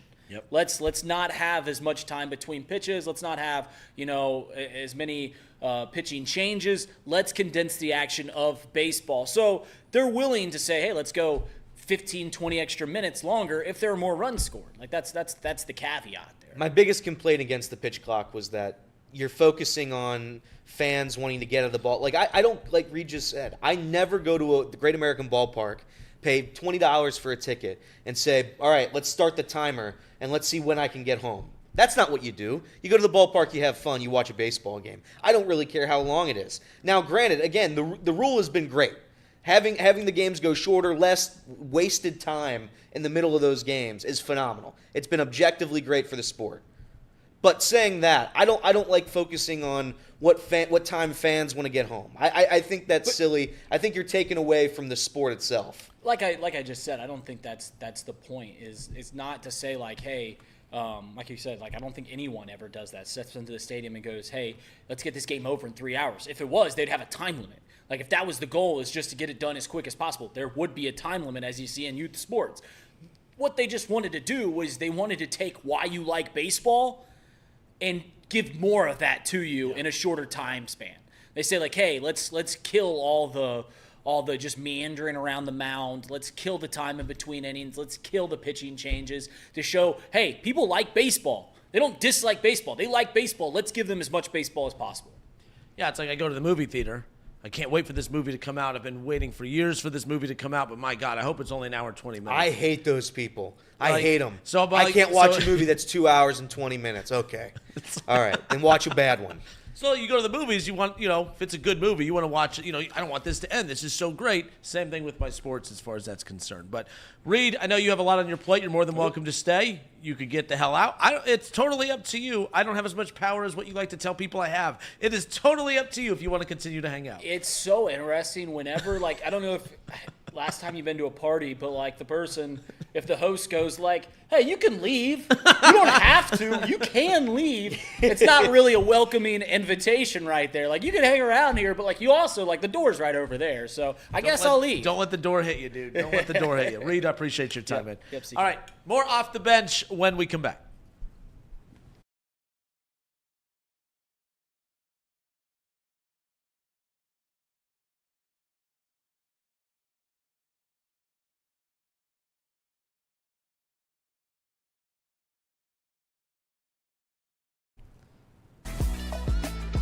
So we're going to call Reed our Chatterbox Sports MLB insider? Is that what we're going to do? I think that was. I think that was a baseball expert there. That had a little get-up feel to it. Correct. I enjoyed that. Reed has played more baseball than anybody here, so more organized baseball for sure.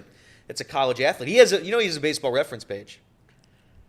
Did not know that. Oh yeah, he has if you look him up, Reed Mouse on Baseball Reference, he'll show up. MAUS, right? MAUS, that's right. I don't mean to dox him, but yeah, that's listen.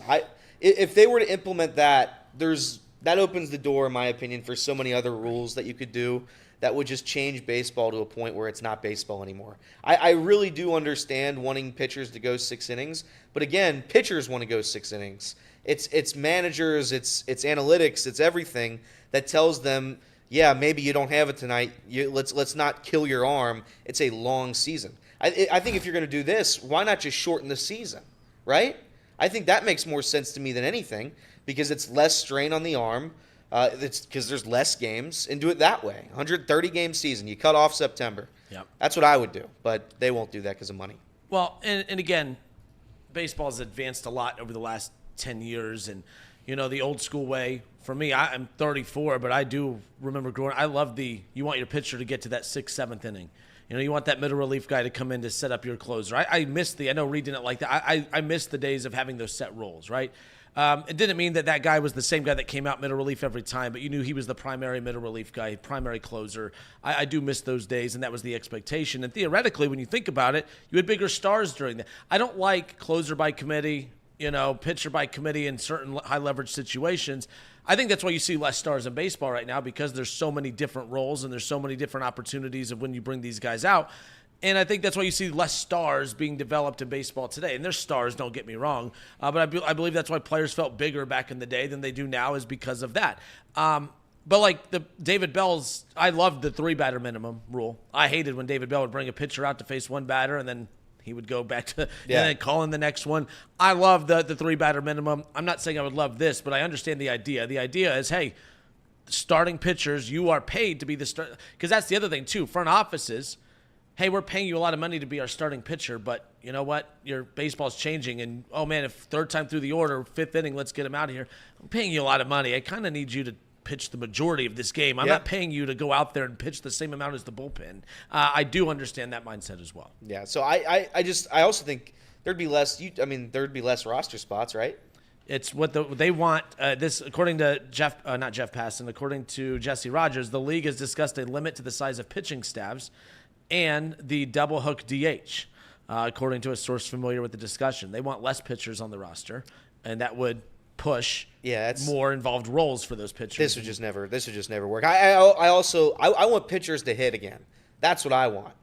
You talk about what baseball is. You missed that? I want Hunter Green to – could you imagine Hunter Green having the Cy Young caliber season that he's having, and then on a Friday night, Firework Friday in the City Connect jerseys, Hunter Green coming in to pinch hit in the 11th inning and hitting a walk-off?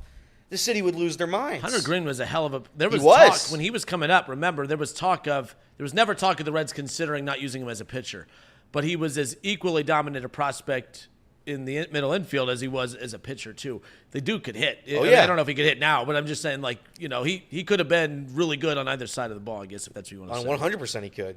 But I hear a noise in my ear. What's that noise?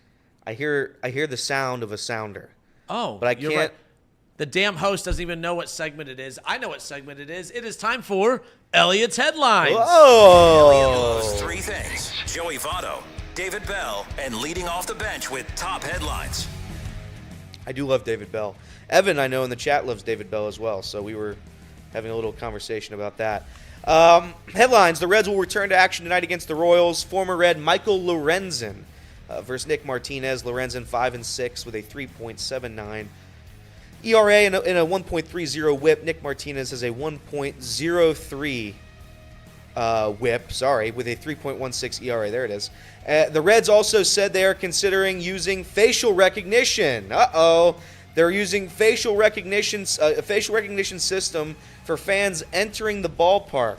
It is one of 6 ballparks using this technology. To use the new system, fans can enroll in the MLB Ballpark app, where it will take a picture of the user's face. The image is then converted into a code, and the image is then deleted. Okay.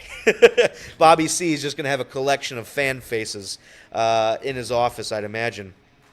Around the league, Twins win it in the 9th against the Rangers. They have won 9 of 14. The Phillies, they blow out the Nationals. Weston Wilson, that's an incredible name. Sounds like he should play for the Orioles. Weston Wilson is now the 9th Phillies player to hit for the cycle, but the first rookie in the organization to accomplish it.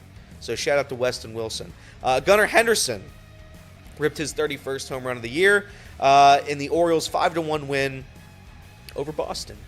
Giants shut out the Braves 6-0, which means the Reds gained a half game on their off day. Brewers rallied in the 8th to beat the Dodgers and tie up the series at 2 apiece. Yelich did elect to undergo season-ending back surgery. Yelich has been a big piece for the Brewers offensively this season. Losing him is not going to be what the doctor ordered. Ironically, it is what the doctor ordered, though, for the Brewers. So good luck to them. Mariners lose to the Tigers again, this time 2-1. Javi Baez hit a go-ahead 2-run home run in the 8th. Detroit sweeps the Mariners. Shout out to Javi Baez. I think he's hitting like 150 on the year. Good home run, though, last night, buddy. Hawk Tua girl threw out the first pitch at the Mets game, and maybe it was a bad omen because the Athletics trailed 5-0 to the Mets, stormed all the way back, winning 7-6. A's win it. The game took, how about this one? The game took 3 hours and 45 minutes. It took 425 pitches. That is the most amount of pitches and the longest game, and 9-inning game in any game since the pitch clock was implemented. That was the longest baseball game since the pitch clock. History being 3 made. hours, 45 minutes, 425 pitches. That's it for the MLB. WNBA. Real quick. Question. So Hawk Tua girl threw out the first pitch. Curveball, slider, spitball. I mean, what do you think? What do you think? How long have you had that one? I mean, it was low-hanging fruit, dude. How long have you had that? I want to know how long you've had it, when you thought of it, and who you tested on first. You tested on a group chat. When I told you before the show, make sure you put Hawk Tua in the headlines if you hadn't already. That was outrageous. So fastball? If there was any people in the chat that liked you, it's all gone now. The spitball, he says. Spit on that thing. Clip it. WNBA, the Sky get destroyed by the Mercury, 85-65. Angel Reese went a spectacular 4 for 14 from the field with 15 rebounds. How about a double-double machine? Any thoughts? 11 points? I'm still Did you watch the game? Did you watch the game? No, she shot like 24% or something crazy like that. But hey, good for her. Listen, it's about the effort. Nobody rebounds their own misses better than she does. That's right. They lost, though. That's all that matters. I didn't know if it was real or fake. I really don't know anymore with AI. I saw that they were going to put WNBA in 2K, and I think it's already been a thing for a little bit. It is a thing. But I saw there was an animation of Angel Reese taking a step back jumper, and I saw somebody tweeted, "This has to be fake." I mean, there's just no way she's doing step back jumpers, but good for her, I guess. NFL news, Harbaugh was asked about Kaepernick yesterday, which he responded he won't be on the roster this season or the coaching staff. And the world is shocked.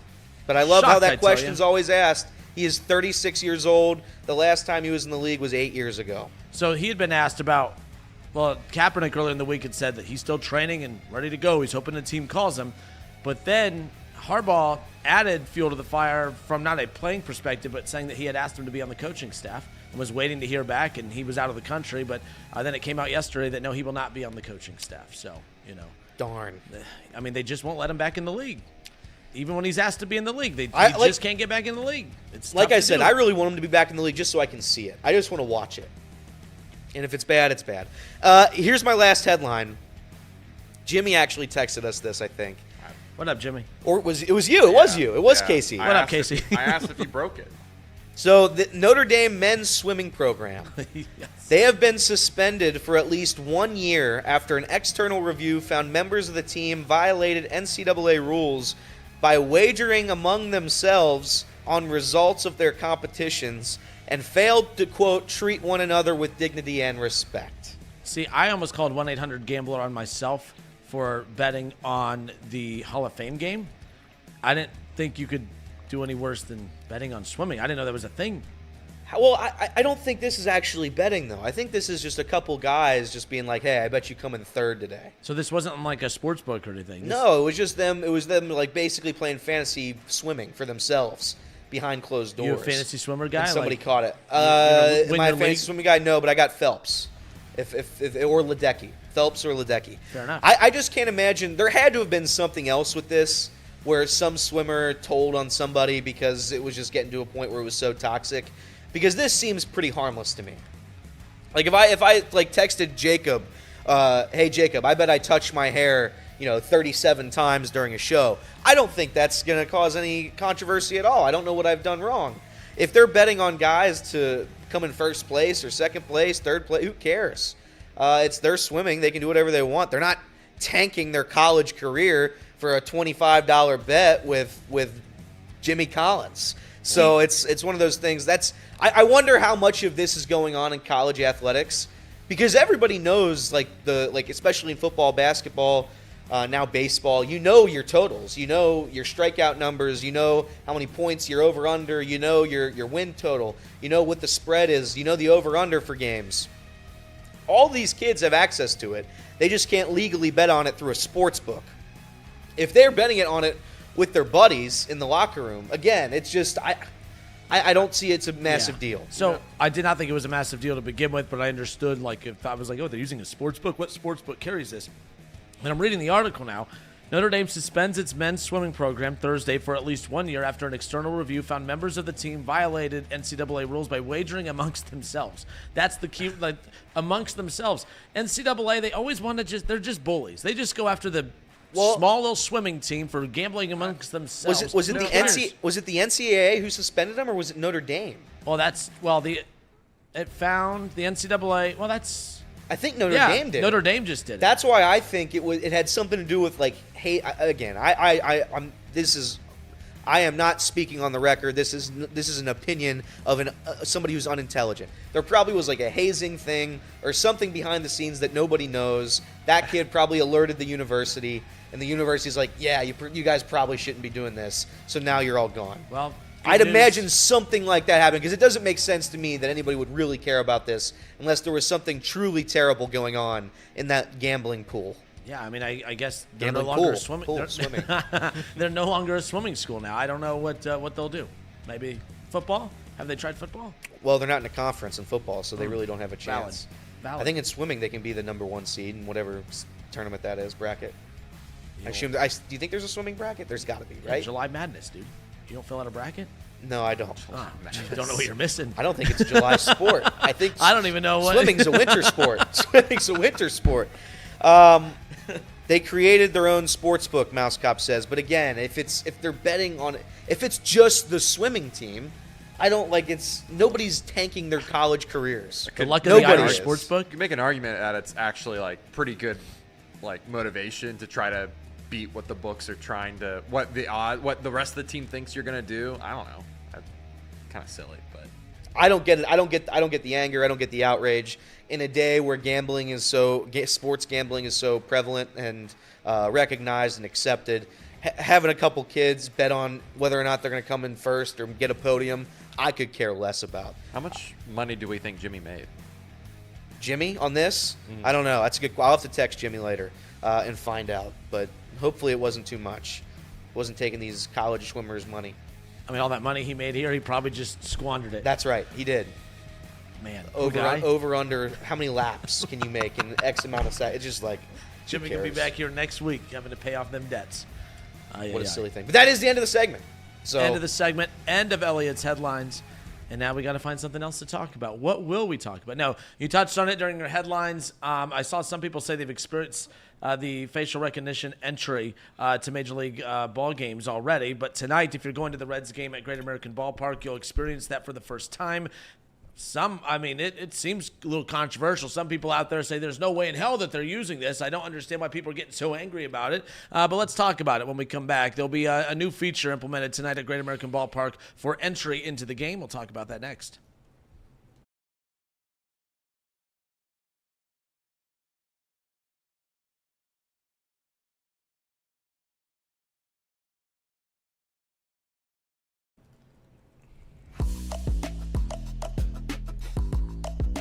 A new facial authentication system aimed at making ballpark entry easier is being launched at Great American Ballpark, and it'll be implemented here later on tonight. The go-ahead entry system will implement a hands-free entry by using facial authentication technology.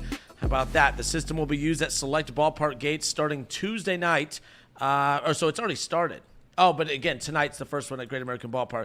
And this will be at the Crosley. There will be Gate A on the Crosley Terrace and Gate J at the Reds Hall of Fame Breezeway starting tonight. So the ballpark is one of 6 currently using the technology.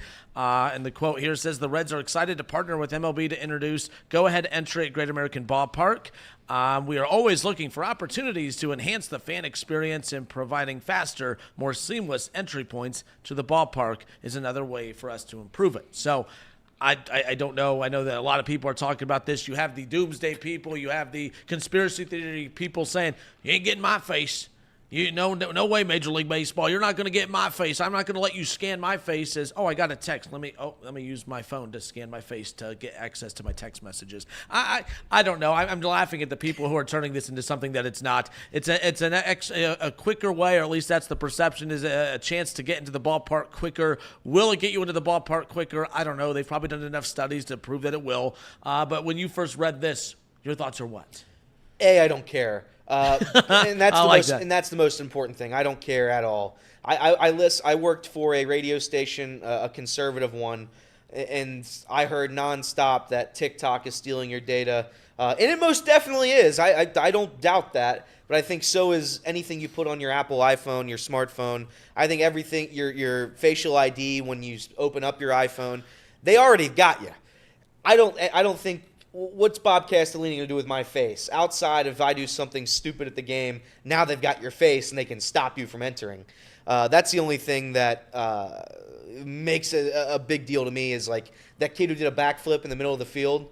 Like, that kid probably shouldn't do the facial recognition software, because they'll just know who you are right away. By the way, game day, member for 2 months.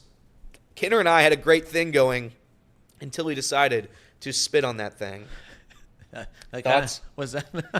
No, I wouldn't have a thought on that either. Here's the thing, though. I'm not worried By about the way, anyone that just caught that hadn't listened to the show previously, very confused right now. Very confused right now. And I don't blame them. I just think, I think if you're worried about this, don't use an iPhone. Don't go outside. Don't have cable. Don't use any electronic paying system. Don't have apps. Don't have any sort of technology, because everything you have is out there somewhere. And that's just where people who don't think it's already out there, it's like, it is. If you have an iPhone, everything is out there. I have my banking stuff on an app. I go on my app. I transfer money over to my other accounts. I get paid online. It's just like, what? We're going to complain about this? I did see in the article that Phillies have been using it for a while. It said, allegedly, that it's increased the speed of entering the gate by 68%. I have to cough, so... 68%. Switch it. You're right. So I drank pony water. Sorry. Oh, hot over there. I had too big of a gulp of pony water. That's my bad. And it's, by the way, it's so easy to drink because of how good it is. Here's the thing, though. If it's increasing by 68%, then I guess use it. It's just six teams have used it. I don't think anybody's really complaining. By the way, you don't have to do it. That's the other part of it. Yep. They're not actively scanning your face. If you sign up for the thing, put your face on it, then we'll see. But if you're uncomfortable, don't do it. I might do it just for fun. I want to see what it's like. And again, I couldn't care less if somebody has my data. And, I don't know who has it, but I think all of our Social Security numbers have been hacked. So, at this point, nothing matters Add it anymore. on. Add it on. Yeah, my face too. Why not? It is what it is. I think casinos have my face. They just let me in now. I don't need to show my ID or anything. So everybody just lets. If I go to a place enough, I'm sure they just got my face plastered. So when you go to a Reds game, is it? Do you ever complain about how long it takes to get into the ballpark? So for Philly, their average attendance is pretty significant. So that would be a good testing park for that because it's a larger crowd that they're pushing in constantly on a more nightly basis. But have you ever gone to a Reds game and said, my gosh, the Reds are the worst at getting us in the ball? I don't think I've had a bad experience. I've gone, even on opening day, I'm not expecting just to walk right up and walk right into my seat. There's going to be a sea of people there, but I don't think I've ever been standing there for an ungodly amount of time thinking, my gosh, they just don't move fast enough. If there is something to be implemented to help move the line faster, I'm all for it. But again, I'm not losing sleep over this one way or another. Yeah, I want to be I want to be as nice as I can when I say this. I've never waited to get into the ballpark at Great American. Never. Not one time has there been a line long enough for me to think about, you know what? It is crowded today. I don't know if I've never had that thought, and I probably never will have that thought. Somebody did mention, I think it was Cincy B, there is a line for, I don't know if it was Cincy B. I think it was Cincy B. On bobblehead night, there is a long line. Yeah. Because but I think there's alternative ways to get into the ballpark where you don't have to wait in the main line. There's many entrances to that ballpark. I don't know if anybody knows this one, but there's one by the public landing. You park down by the river, and there's like a little elevator that takes you up. They never have the ballpark, or they never have the ballpark giveaways. You just go up the elevator, and you're right in the concourse. So that's the one I usually take, if I'm going to be honest.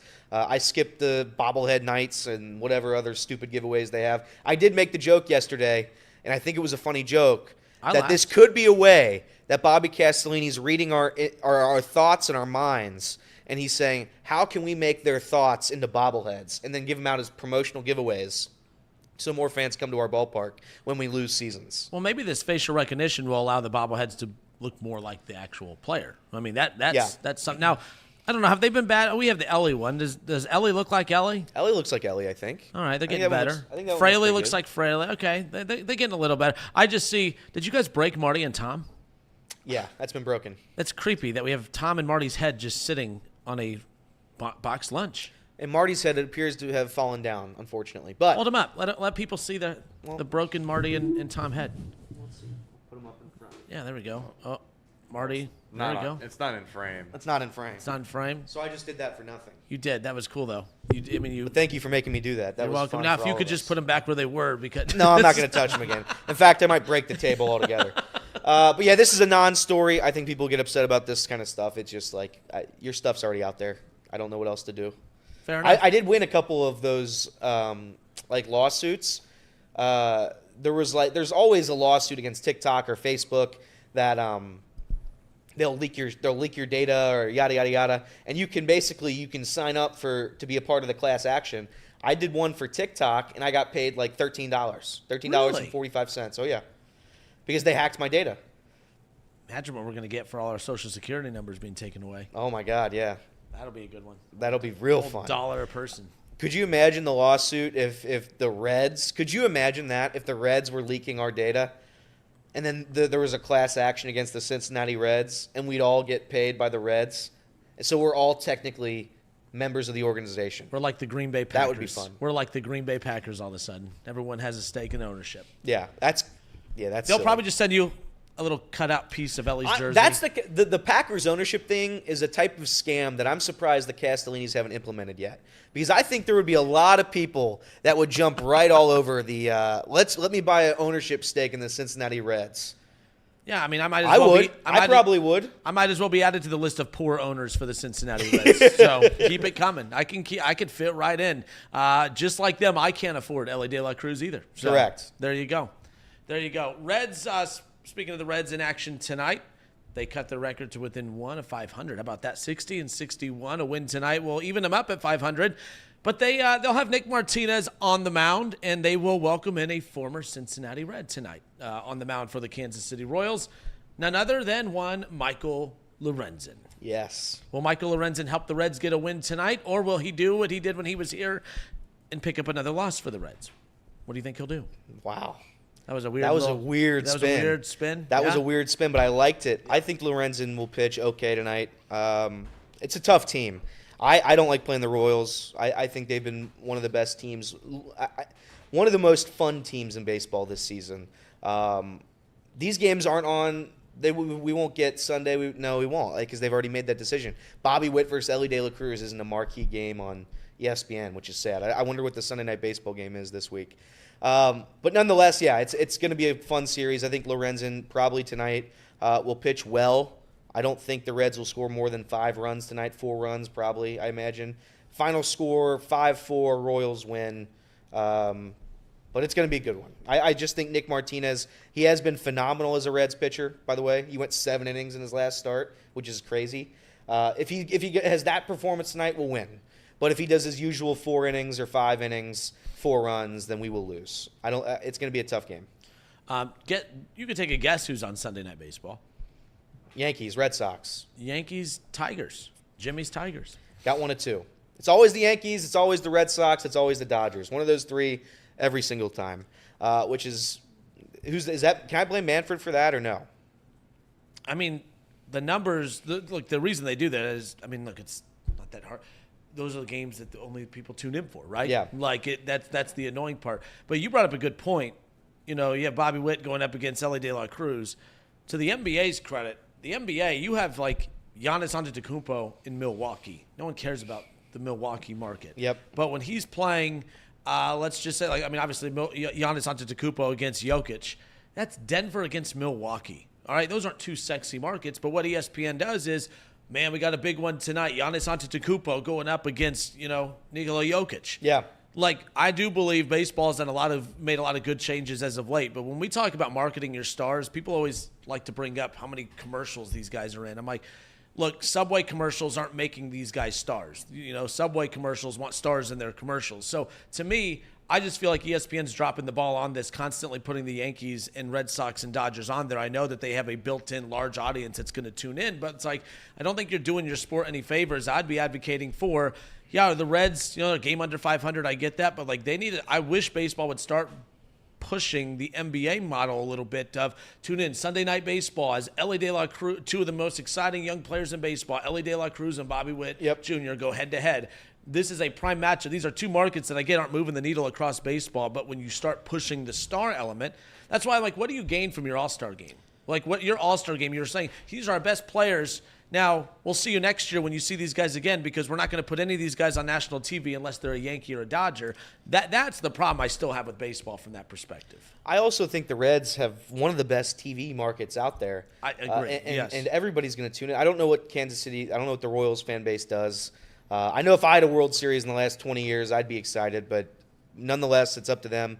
I just know that all of Cincinnati would tune in. I think the in-game interviews is something that baseball does that I wish they would do more of, because those are so cool to have. If Ellie De La Cruz was mic'd up during an inning of play, and just to have somebody talk to him. I know it's some people don't like that. They think it's distracting to the player, but I don't think it's that distracting.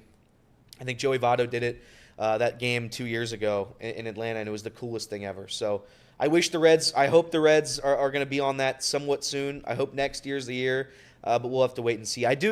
Jimmy did ask in the chat, what will it take to be back in on the Reds? A sweep of this series would get me back. Not even 2 or 3? You need a sweep. 2 or 3 gets me to 500, right? That's what that would be? Yep. So I need a sweep. A sweep gets me back in, because you're taking on the Blue Jays and then a Pirates team who legit doesn't win baseball games anymore. So, in 4 games, by the way. 4 games in Pittsburgh, 3 games in Toronto. And then after that, do you know who we play? The Athletics. That's a stretch that needs to be won if there's any hope. So if you start it, but then again, they swept the Yankees right before the Detroit, Colorado, Miami stuff. So Jimmy, what do I know? Jimmy, if you're still there, what happened in that Tigers series? Didn't the Tigers, I think, won a couple at Great American Ballpark, right? I think Jimmy let us know that a few times. I don't know if they did. I actually don't remember. I have to go back and look. It was a while ago. I don't remember if they did, and I certainly wouldn't give them credit if they did do that. So they don't deserve it. As we wrap this up, too, keep in mind the other thing about this is too. Like I'm no longer. You talk about that stretch with the A's and the Blue Jays and all this in a Pirates team. Their streaks continued, right? They've lost 10 straight. Oh yeah. Wow. We all here at the All-Star break were like, oh, man, that's what Skeens and the Pirates are a fun story. That's the biggest threat to the Brewers. They have been the complete opposite as far as that's Pirates concerned. have been terrible. And I know Reed makes the joke that the Pirates have been better than the Reds over the past 20 years, which certainly you can make that argument given the fact that they've advanced in the postseason and we have not, and they beat us in the postseason. I just think the Pirates are truly one of the worst organizations in baseball, and honestly, one of the worst organizations in professional sports over the last 30 years. They don't spend on players. They don't try. And they actively lose games. So good for the Pittsburgh Pirates for getting somebody in on them or getting the national media up interested in their product for the first half of this season. They've become the Pirates of what we all know, and what they are losers, respectfully. All right, well, the Reds in action tonight after the off day yesterday. Reds, Royals, 6:40 the first pitch. 6:10 pregame coverage begins. You guys don't care about that. That's the radio. For my radio audience, 6:10 coverage begins on 1410 ESPN Radio. Nick Martinez on the mound for the Reds. And then former Red Michael Lorenzen. That before Shohei Ohtani, Michael Lorenzen was the big powerhouse hitting pitcher that everyone got super excited about, by the way. So there you go. Yeah, how about that? How about that? All right, we'll step away. Oh, by the way, I see Jimmy throwing Chatterbox under the bus. I think Feder said, Jimmy, I thought you quit. Jimmy says, no, they asked me to go home because I don't like Ohio State. Jimmy, you signed an NDL, dude. What the hell? All right, we'll be right back. Off the Bench, presented by United Dairy Farmers. Justin Kinner, Casey McAllister, Elliot Rearing with you here on a Friday. We'll be right back on the radio. On our YouTube side of things, Casey has some reads, some ad reads, and housekeeping items, so don't go anywhere.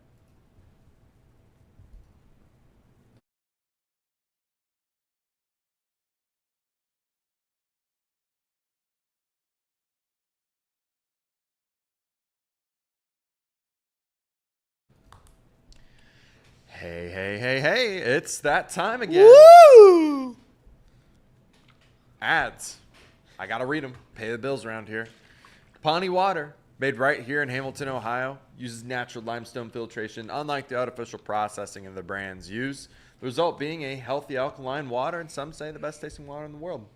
Visit Pawnee Water at PAHHNI water.com so you can buy this great tasting water. I was just taking some water in that last segment, and it soaked smooth down the gullet that I accidentally drank too much and I choked myself. But I'm gonna demonstrate how to properly drink water. Here we go. You ready? Yep. Now I want to drink water. Well, you can't because we're out. So good luck, pal. Where can I buy it? Huh? Oh, I bet you can't replicate that, dude. That was greatness. Let me see. Oh, damn, Elliot. yeah. You're screwed. Man, that tastes really good. Does the drinker make the water or the water make the drinker? I think Pawnee just made the drinker. I think Pawnee makes us look a lot better than we are. And they help us. So thank you to Pawnee. In all seriousness, I drink it every single day. Wake up with it. He has 15 bottles surrounding him right now. I just had to And the breakfast I bought him that he just didn't eat. He just threw it down on the floor over there. Just so I see it, Casey. I see it. Don't worry. What? What, that sandwich? The sandwich, yeah. Dude, you just threw it on the ground. It's not on the ground. It's on a plate. On the ground. It's on a plate. It's on a plate. It's just waiting to be eaten. I can't say what the name of it is because no free ads. Anyways. Yeah, but it's from McDonald's. Thanks, Elliot. The Future of Bengals report is proudly sponsored by Encore Technologies. At Encore Technologies, they deliver cutting-edge IT solutions for a data-driven world. From mobile computing and desktop support to advanced data center solutions, they help businesses enhance efficiency and... How about productivity, Casey? Oh, that's right, Jimbo. Visit encore.tech where your path to innovation begins. There, here, everywhere, but You know what? Let's play a game. You're going to say that same last part of the ad read, Casey, and we're going to see if the chat knows the word. And we're not going to continue until I have 10 chatters that say the word that I just said. Okay. So, from mobile computing and desktop support to advanced data center solutions, we help businesses enhance efficiency and chat. What is it? Nobody speak. And if you're listening to the podcast, we're waiting for our chatters to type in the word that we say every single day. We're at 3. I need 3. We're at 4. We need 10.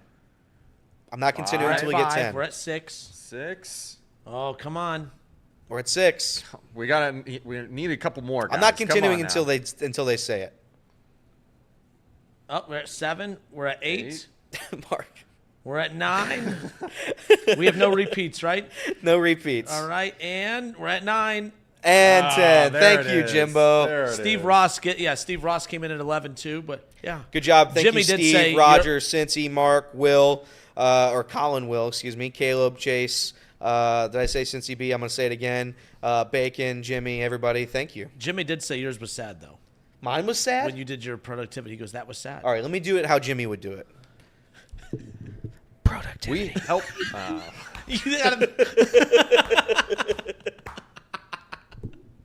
Poor Jimbo. I love you, Jimmy. Poor Jimbo. Game time. We have a ticketing sponsor read that we got to do right now. Take the guesswork out of buying tickets with Game Time. Download the Game Time app, create an account, and use code OTB for $20 off your first purchase. Again, terms apply. Create an account, redeem code OTB for $20 off your first purchase. Download Game Time today. Last minute tickets, lowest prices guaranteed. And let me just tell you, the amount of times that I've used Game Time, it has just been by far the best ticketing app that I've ever used. You get to see exactly where you're sitting at. Pricing's all up front. And they genuinely have some of the best deals out there that I've ever seen. I mean, you can get into some of these Bengals games for like less than $125, which is just incredible. They've also got some cool features like the Game Time Picks. They kind of keep track of your favorite events and they kind of suggest things for you. Yeah. That's kind of cool. They also have filters to kind of help get rid of the fluff of all the tickets, and they just show you the incredible deals that they have. And super deals, they come around every once in a while on some of these events, and they just are, like I said, incredible prices for you to get in. I absolutely love using it for the Reds. Like tonight, they've got tickets for $12.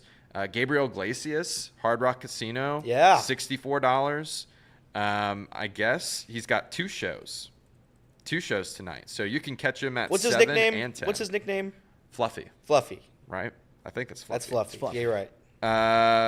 Let's see. They've also got like the Doobie Brothers at Riverbend, Green Day at Great American Ballpark.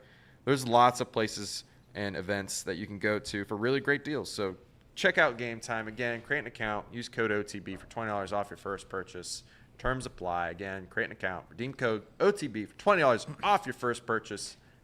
Download Game Time today. Lowest prices, last minute tickets, guaranteed.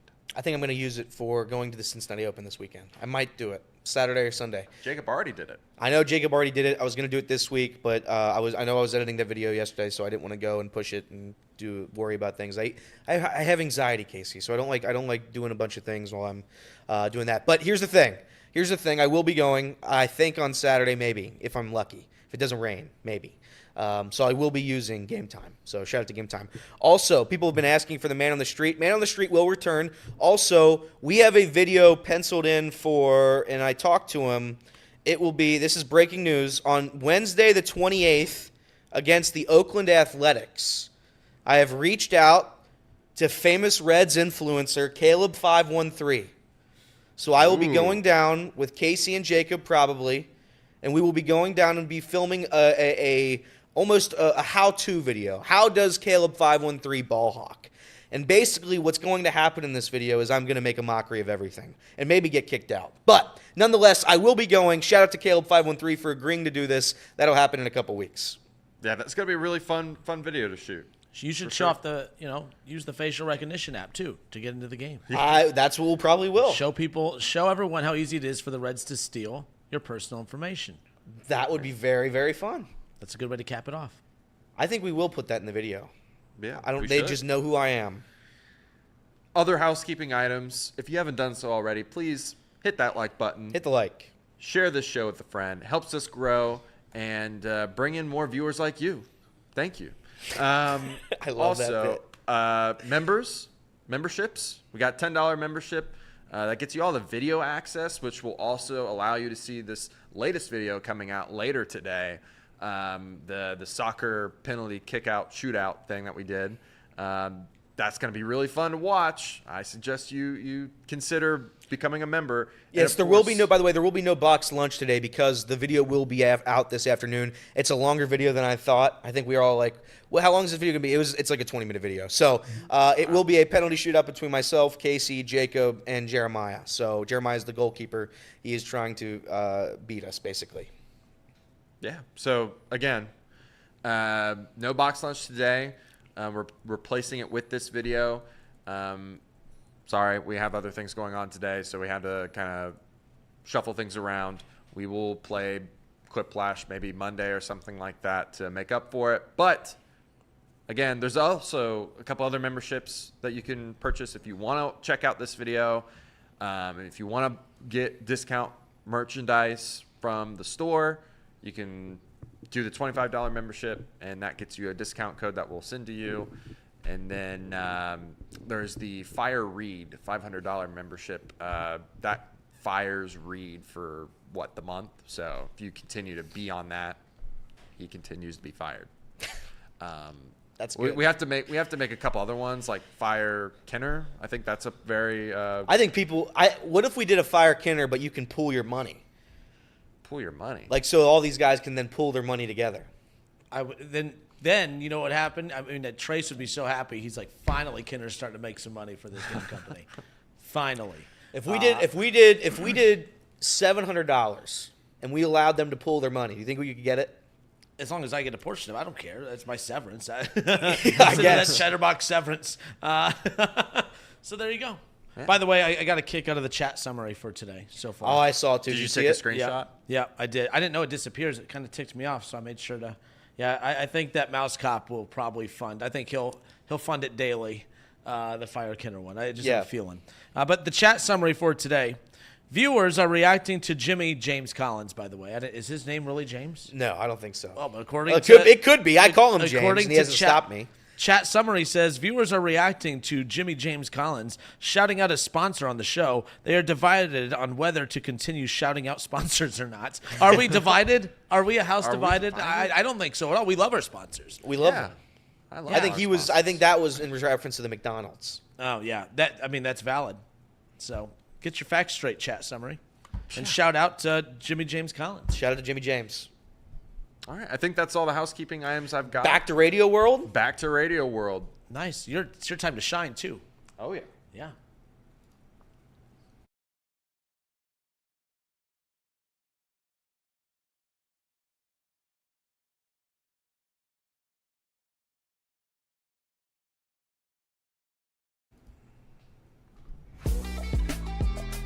All right, and we are back. The sun is out now. Well, it was. What the hell? I swear it was just shining through the window. No.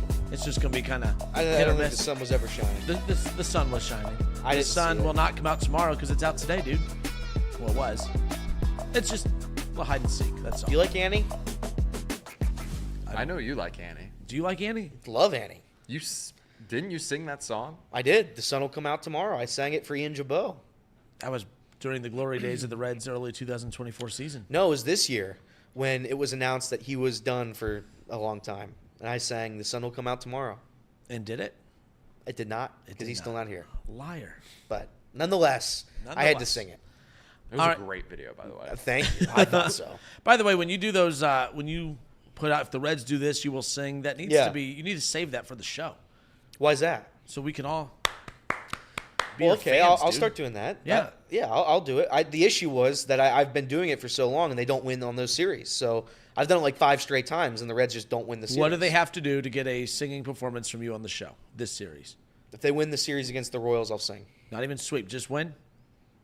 Just win. Just beat the Royals in the series. Yes, if they win. All right, fair enough.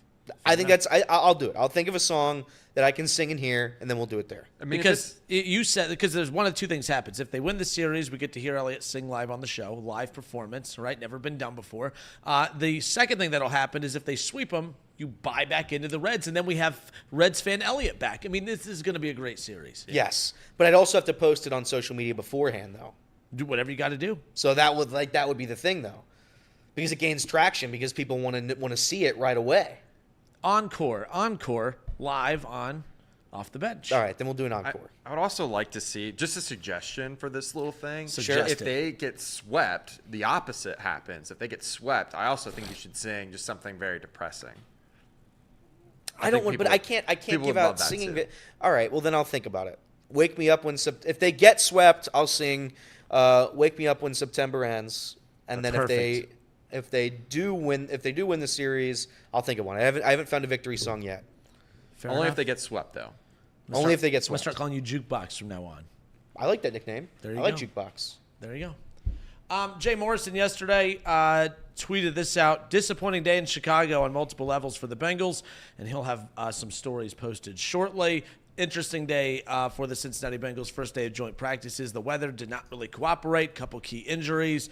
Wasn't a great day for the Bengals, but again, get those bad days out in practice. That's what practice is for. But now time for, of course, the Bengals update. No Jacob today, so Casey being called out of the bullpen. Let's go. That's right. I got to fill in for my guy, Jacob. I'll try to do my best here. I certainly am not Jacob Tissett, but I'll do my best. I'll do my best. I'm getting off the bench. Bengals, they had a joint practice with the Bears yesterday, and it was not great. It was reported by many to be a disaster. First off, media crew could not take video or tweet live during the practices. They had to wait afterwards to kind of give the summary of these practices. Of course, we still had little glimpses of what was going on through the Bengals media page, which is all normally very positive. So it was a little misleading to what actually happened during practice yesterday. Downpoured. Bears had an indoor practice facility, but they decided not to use it. That's strike number one. They just had a poor day offensively for the Bengals. Joe Burrow threw 3 interceptions. Some of them a little misleading, a lot of tip balls, but there were some really bad throws apparently yesterday. The run game for the Bengals was pretty good. Chase Brown and Zach Moss had a great day. Of course, when it's raining like that, you might probably assume that they would be running the ball a little bit more. And that's what happened. Ryan Redko, he had a great day yesterday in the rain. Had a great day punting, so that punting battle might be wrapping up here soon. We'll see. Evan McPherson, 5 for 7, including a 50-yarder. He missed 2 that were wide right from about the 45 and 47, so that's a little concerning. But again, it's my fantasy kicker. It's in the rain too, so a lot of this is take it with a grain of salt. First play on defense for the Bengals, they intercept Caleb Williams on 7-on-7s. That would no longer continue as Caleb Williams would then dissect our defense, throwing a touchdown to Keenan Allen, DJ Moore, and Roma Dunze. He had a great day, Caleb Williams, that is, yesterday. T. Higgins had 4 drops. Trent Brown, he had some back tightness midway through practice, so he is, I guess, on the injury watch. We're going to see if that develops into anything more. So Cody Ford stepped in at right tackle. That means Mims and Brown. That's just not great. Both down. Burrow had a couple nice touchdown throws yesterday with Gesicki and Irwin in the red zone. But again, like I said, Burrow intercepted 3 times yesterday. Charlie Jones returned. That's another big news update. He was doing individual drills and special team drills. So that's good to see. Hopefully he continues to get better. Unfortunately, though, we had some big injuries. Chris Evans tears his patella tendon, which is the tendon that connects your knee together to your leg. He's out for the season, more than likely. He was a fringe roster guy, so I don't expect him to be on the roster moving forward. Deontay Smith, another tackle for the Bengals. He was also carted off in an air cast. We don't know what that injury is just yet, but the line for the Bengals just continues to take more hits. Not a good spot for the Bengals to be in this preseason. Some other just little tidbits here. Punt returns featured Charlie Jones, Trenton Irwin, Kwame Laster, and shockingly, Jermaine Burton. He also was featured on kickoffs. So Jermaine Burton might be getting some looks in special teams, which is great because if he's going to be buried in the receiver depth chart, I'd love to see him out there on special teams, get him some more snaps, give him more opportunities to make plays. So, yeah, very, very happy about that. That wraps up just about everything that I've seen from the Bengals joint practice from yesterday. A just really quick summary about the Bengals' current offensive tackle situation. Left tackle, Orlando Brown, all good there. Marius Mims, strained pec, could be out for 3 or 4 more weeks. Trent Brown, lower back tightness. We'll see what that ends up being. Deontay Smith, left on a injured leg on an air cast. Cody Ford then took over. Jackson Carman with the 4 penalties in the preseason opener. Devin Cochran, Jackson Kirkland, undrafted and 0 career starts. This offensive line, especially in the tackle room, looking really, really bare right now. Really, really just in a peculiar spot at the moment. So many needs for the Bengals. Many needs. And I know Tom talked about this, I think, on his show on Monday, just about the $20 million that they still have available, like going into the season with that much money still. Like we talked about this, I know, earlier in the week about that money could be used to kind of help with rollover money for contracts for next year. But also, I am curious if these injuries do become more of a problem or, you know, the prognosis of these becomes something that lingers into the season. Do they pull some strings with that money to try? It doesn't sound very Bengals-like to go and be aggressive at this point of adding anything of significance. But, you know, you've been a Bengals fan a long time. Do you think there's a chance that they maybe kick the tires on any available players that are out there? And I say that without any player to throw out to you. But, again, you spent so much up front to make sure you protect your number one investment in Joe Burrow. Getting a little thin up front is the concern with just a couple weeks before this regular season kicks off. I do think that there's a chance now with how barren the defensive tackles are and the offensive tackles, that there's a chance that they look at some guys. But more than likely, the additions that they would make are guys that are cut from other teams towards the end of the preseason. They usually cut down to the 53-man roster all around the league. So they'll probably try to find a guy that way if it ends up being larger or more concerning than it already is. I don't know any names off the top of my head. I haven't really been keeping track of any of that because it's just so hard to keep track of 31 other teams and what their usually depth for like charts are. tackles in general. Just getting more depth there. I don't think that they're gonna go get some veteran though that's hanging out in free agency. They're gonna get some guy that is just gonna be depth, not anyone that you would see right now in free agency. It's gonna be some guy that is off the cut list on the waiver wires, which the Bengals have low priority in that, I think, or whatever it is when they're like towards the bottom of that priority list. So that's also concerning too. Last year they carried 4 running backs, and now that running back room, that looks kind of suspicious too. If you don't carry 4, if they're only going to go in at 3, and you got 2 smaller running backs that are potentially injury prone, that's also concerning too.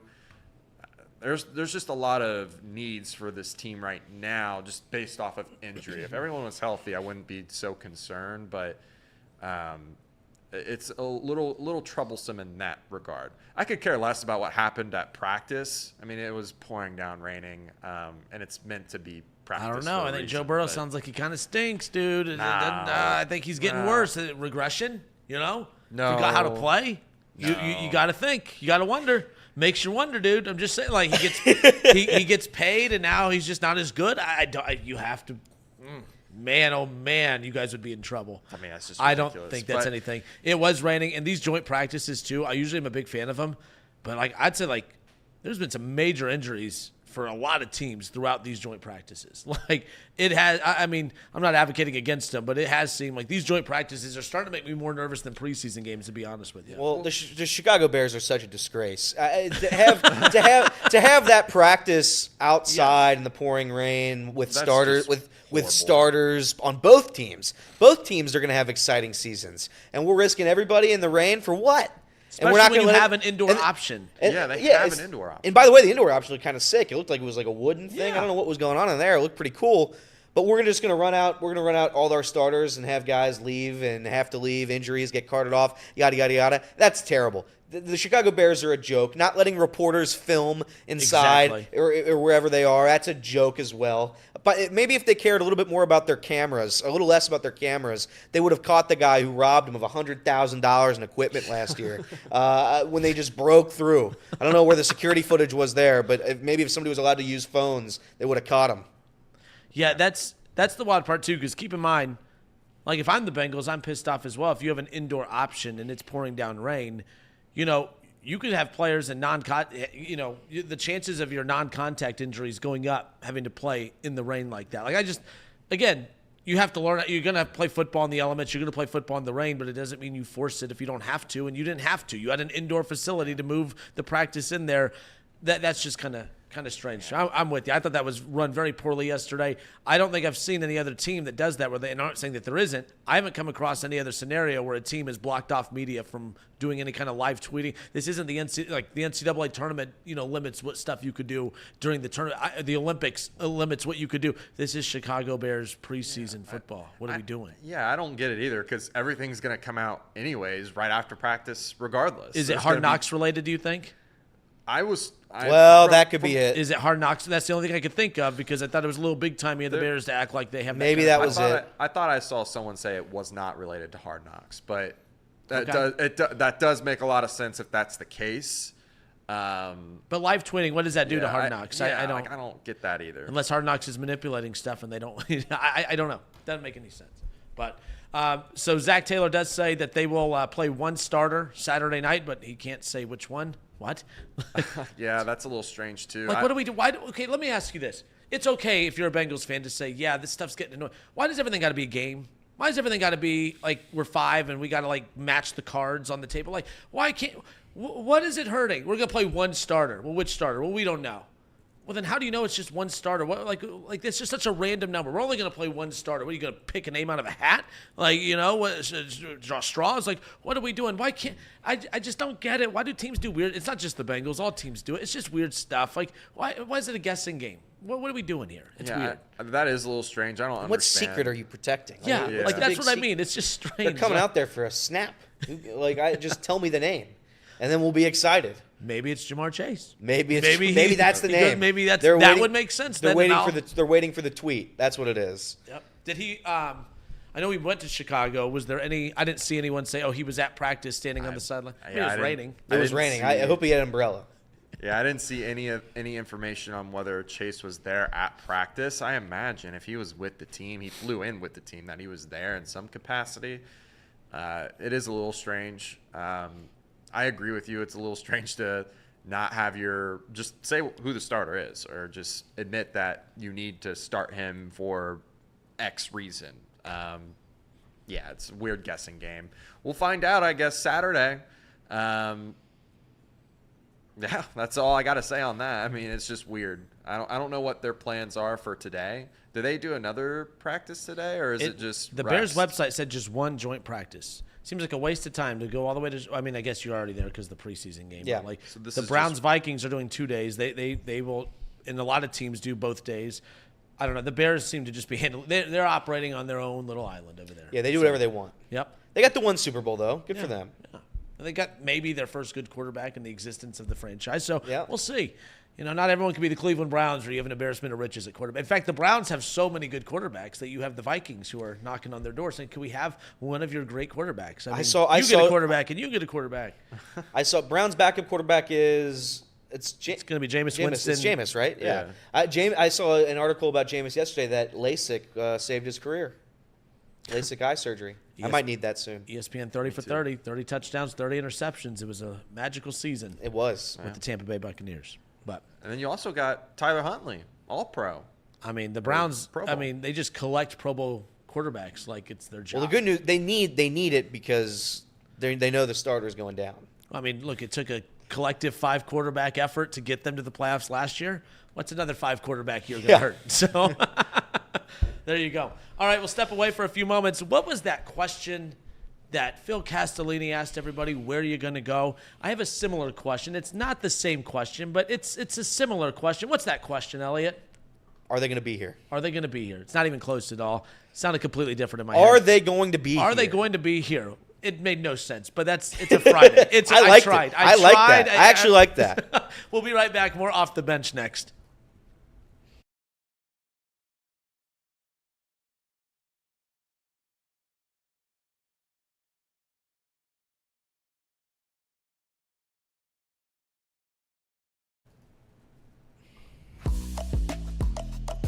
All right, and we are back.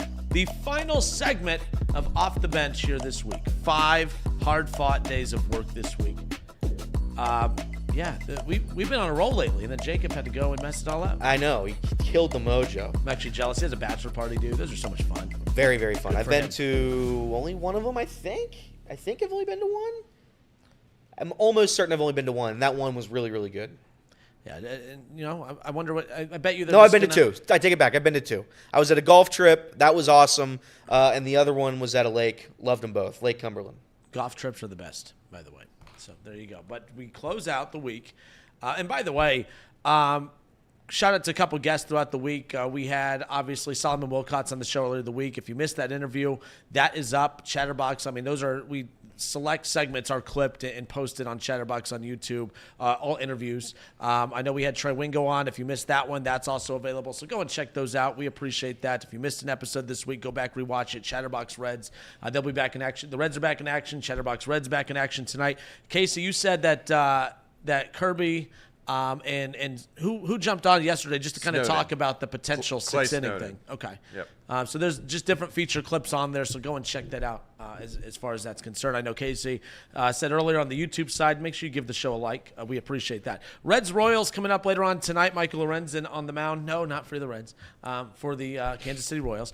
Nick Martinez on the mound for the Cincinnati Reds, of course. And the Reds, they've won 4 straight. All right, they're coming off of a sweep over the Cardinals. They moved up a half game in the standings last night on their off day. How about that? That's pretty cool. 4 games back of that final wild card spot with the Braves losing yesterday. And they're looking to keep that momentum going. And they have Nick Martinez on the mound. They have the Royals coming in tonight. The Royals are, a team that everyone just kind of looks and brushes over. The Royals are a good team. You've even said, you don't feel good. It's not that you don't feel good about this series, but you don't look at it and say, oh, man, the Reds are just guaranteed going to cruise through this. I think outside of the very bottom of the AL Central, that's a very good division. Maybe the second best division in baseball. Just because it's you have to cannibalize each other when you play in a tough division like that. And they're all, I think the Twins are 15 games above 500. Royals are like 13, 14 games above 500. I don't know what the exact record is there. And obviously the Guardians have had a hell of a season. So yeah, the Royals are tough. They've got elite offensive players. They've had some very good starting pitching this season. It's going to be a tough series. I don't expect a series win here. My favorite part about the matchup is just the 2 superstar players. You have Bobby Witt Jr. for the Royals going up against, of course, Elly De La Cruz and the Cincinnati Reds. Said it earlier, baseball needs to have that NBA approach. Promote the young, let the star players be the face of the matchup. Tune into the Elly De La Cruz and the Reds taking on Bobby Witt Jr. and the Kansas City Royals. It needs to be that, but I'm excited about that youth matchup coming up later on tonight. No doubt about it. But let's close out the show talking a little Cincinnati Reds. It's not where you're going to go, but it's a big age-old question of, are they going to be here? Are they going to be here? And I was having this debate with Jacob yesterday. We were talking about some Reds based on how they've performed this year. Maybe if they didn't play this year, how are they going to perform in the future? So this is a question regarding not the 2025 season, the 2026 season. That opening day is the roster we're talking about. So I'm going to list some names, and I'm going to ask these guys and I'll give my thoughts as well, if these players are going to be here to start the 2026 season, and this is a big thing, on the roster on opening day. Fair enough. So they have to be on the Reds roster on opening day, not in the organization, yada, yada, yada, on the Reds roster. Will Benson, Will Benson has had one of the, again, if you had to pick a player out that has had a notably atrocious season, that's played most of the season, it's been Will Benson. He's had a bad year. I think most of the fan base, including myself, rallied around him after last year. We wanted him to be an everyday outfielder. He couldn't do it. He can't hit left-handed pitching. He's been terrible. And I say that with a lot of love and a lot of respect to Will Benson. Will he be here to start the 2026 season? So he signed a 1-year, $750,000 contract with the Reds, including a $750,000 guaranteed, all this other stuff. It's a 1-year contract for 2024. If he would have played up to the expectations of what we thought coming in, by the way, because I always go back to Reds Fest every time, the most popular player as far as fan-friendly, whatever, every time we saw Will Benson at Reds Fest, there was just a line of fans wanting to get his autograph. Not saying no one wanted India or anyone else's autograph, but he just was the most engaging. He has a personality that just lights up the room. I was really pulling for Will Benson this year.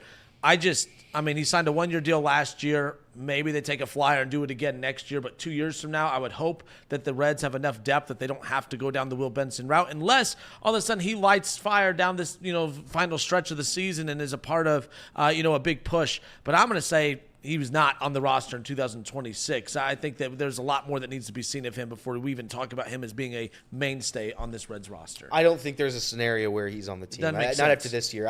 I think maybe he's back for next year, but I have a hard time believing he'd be here the year after that, especially given if the Reds at some point want to win, we got to have somebody in right field that can play every day. Yep. And that's good enough to hit both sides, left-handed and right-handed. So I love Will Benson. Love him.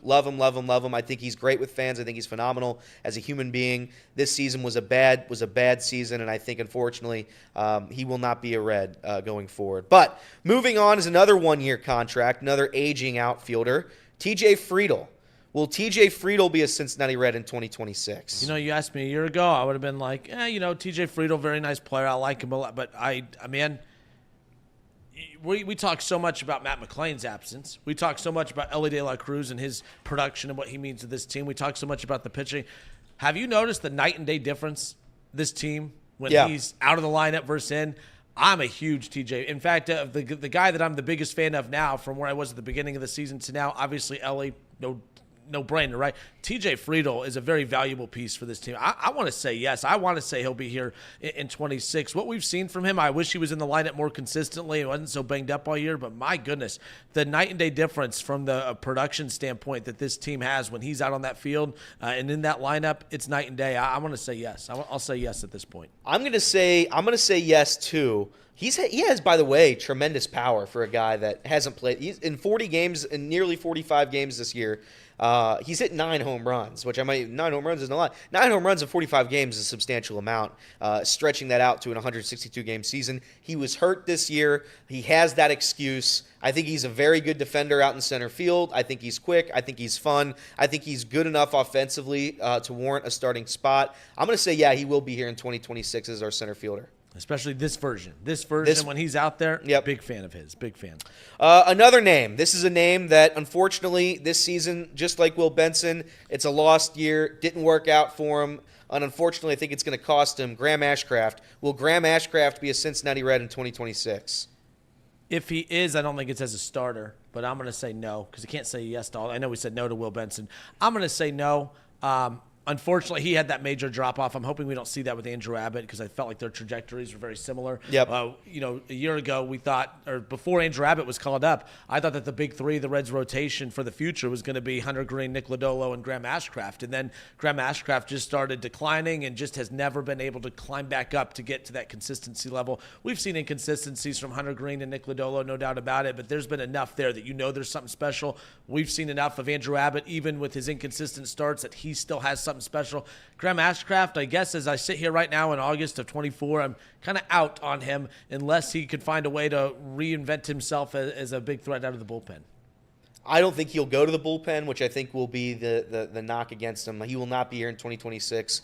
We have more talented arms. I just don't see a scenario. If Graham Ashcraft is pitching for the Reds in 2026, something has gone very wrong. And that's unfortunately the biggest knock I can have on him. So I think he's a nice guy. I think he did a serviceable job, an admirable job. I don't think he probably expected that he was going to come up as quick as he did a couple years ago. He's done a good job. Unfortunately, this year it fell off the rails. He can't go 6 innings. He can't go 5 innings. But Graham Ashcraft will not be a Red in 2026. No, I have to agree with you guys. I mean, we got Chase Burns, Rhett Lauder, Chase Petty. I can list a couple other guys that would probably by 2026 be up here. So he's definitely not going to be a starter. Do we even want him as a reliever? I don't know. If I'm gonna be honest, no, I don't really want him as a reliever either, unfortunately. But that's the way the cookie crumbles. Unfortunately, sometimes it's tough. It's tough. But Graham Ashcraft, that's a unanimous consensus. Not a Red in 2026. Here's another name. This is gonna be a little contentious here. We have CES, Christian Encarnacion Strand. He was one of the worst qualified players in Major League Baseball when he was up. You can point it to the injury. You can point it to how the Reds mismanaged that injury. He was playing on a broken wrist or whatever it was. He was said, maybe he's going to come back, just keep pushing it down the line, and then eventually, all right, we're out. We're done. It's 60-day IL, and we're not going to see you again. CES, will he be a part of the 2026 Reds run? I'm going to say yes, just because I'm not going to give up on him just based on, and I do blame the Reds for mishandling that injury situation. We saw glimpses of how special he could be last year, just like we saw glimpses of a lot of the youth that was called up, no doubt about it. I would just like to see him have a regular spring training and a full, just start to a season that's not just rattled with injuries. I just don't think the jury's still out on him. I don't think we've seen enough to bury him.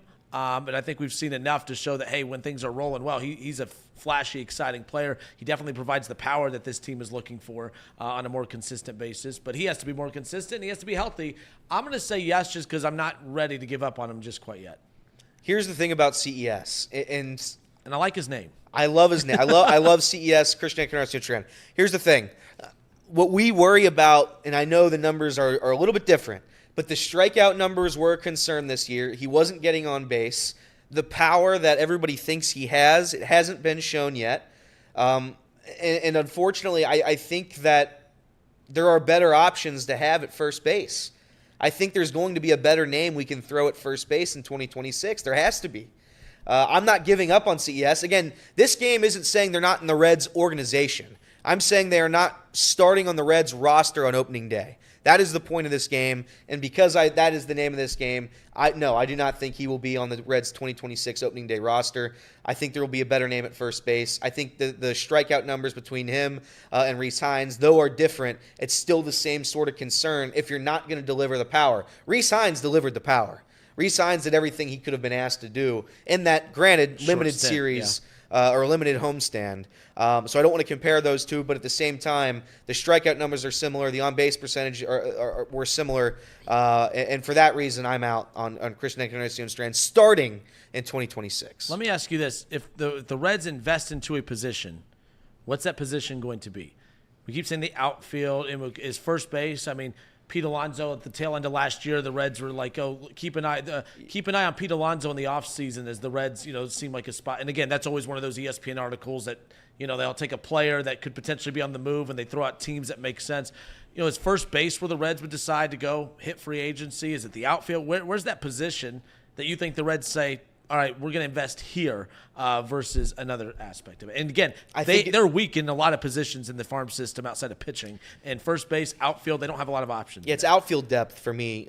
We don't have a ton of outfield depth. I think that's the position they're going to invest in. I think we are going to sign a pretty decent right fielder or left fielder, one of the fielders in the outfield.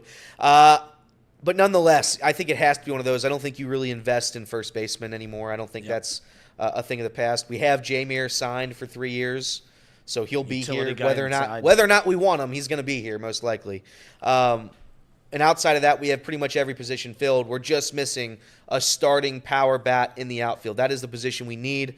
I could have said maybe catcher if Tyler Stevenson had a down year, but he's proved that he's had a great year, and he's going to be the catcher of the future.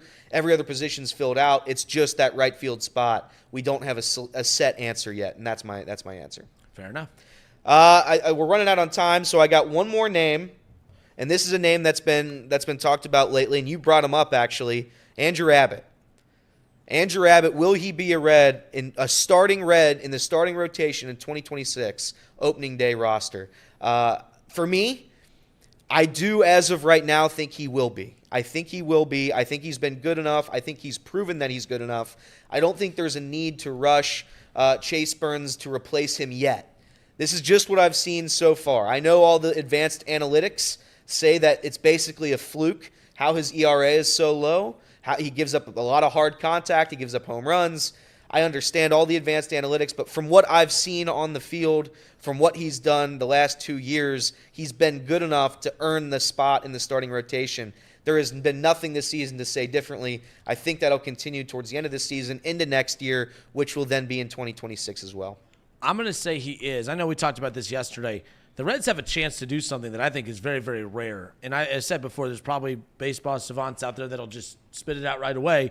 But I can't think of many teams or a recent team that has drafted and developed an entire five-man starting rotation. Yeah. And not just, all five of these guys we drafted and they're now in our rotation. I mean, like a good playoff contending team that drafted and developed their full rotation. I can't think of that.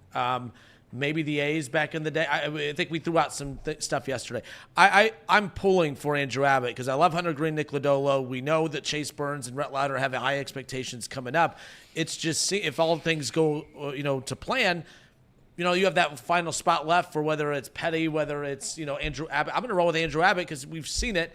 Obviously, they were a little concerned about 2 weeks ago. This is around the time last year he started declining. But again, we have to be patient. These are young pitchers. Look, it took Hunter Green a couple years before he finally has emerged into the star that he is. I'm not saying that the ceiling for Abbott is as high as Hunter Green, but I'm not giving up on Abbott. I really like Andrew Abbott. I think he just has a cool look to him. I feel good when he's on the mound. And again, he has the stuff. You talked about those analytics that kind of back that up. I like Hunter Green, Nick Lodolo, Andrew Abbott, 1, 2, and 3, and then imagine putting Rhett Lauder and Chase Burns behind him. Yep. If we're talking about what do you do with Chase Petty, what do you do with these other pitchers coming up, that's a good problem to have if you're the Cincinnati. 100%. And that's where I would look to trade for talent. We like talent, except Jake. He loves to trade talent. That's correct. Yeah. Casey, Andrew Abbott, a Red in 2026. I'm going to just say yes. I know we have a lot of very talented pitchers coming up. I know there's a lot of hype surrounding guys like Burns, Lauder, Petty.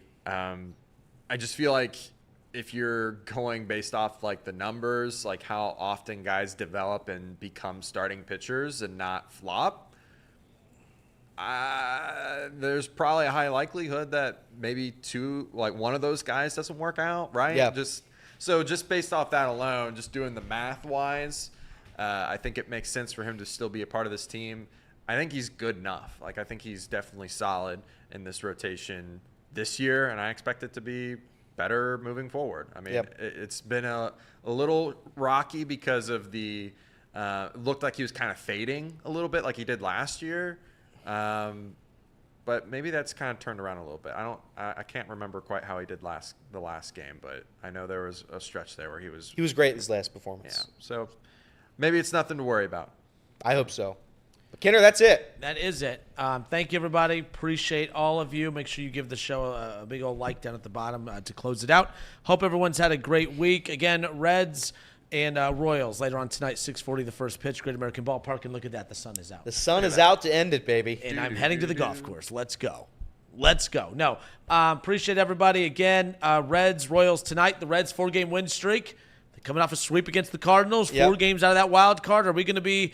Am I going to be trying to pump up the Reds on Monday after taking at least 2 or 3? And you're going to be singing on Monday. I'm excited. I hope to sing. I hope to sing on Monday. I don't know if we will be, though. I'm going to predict, a pessimist in me, I'm going to predict a series loss to the Royals. Attaboy. It's going to be tough. But we'll win tonight. I think we'll win tonight. Casey, I think we're going to be hearing him sing on Monday. I do too. 2 or 3 at the worst. The Reds are taking game 1 tonight. No Hunter Green this series. Can't wait to hear the sweet notes coming from Elliott's mouth. That's right. Sounds of Fergie and Jesus right there. That's right. Cannot wait. Have a good weekend, everybody. Until Monday, this has been Off the Bench, presented by United Dairy Farmers.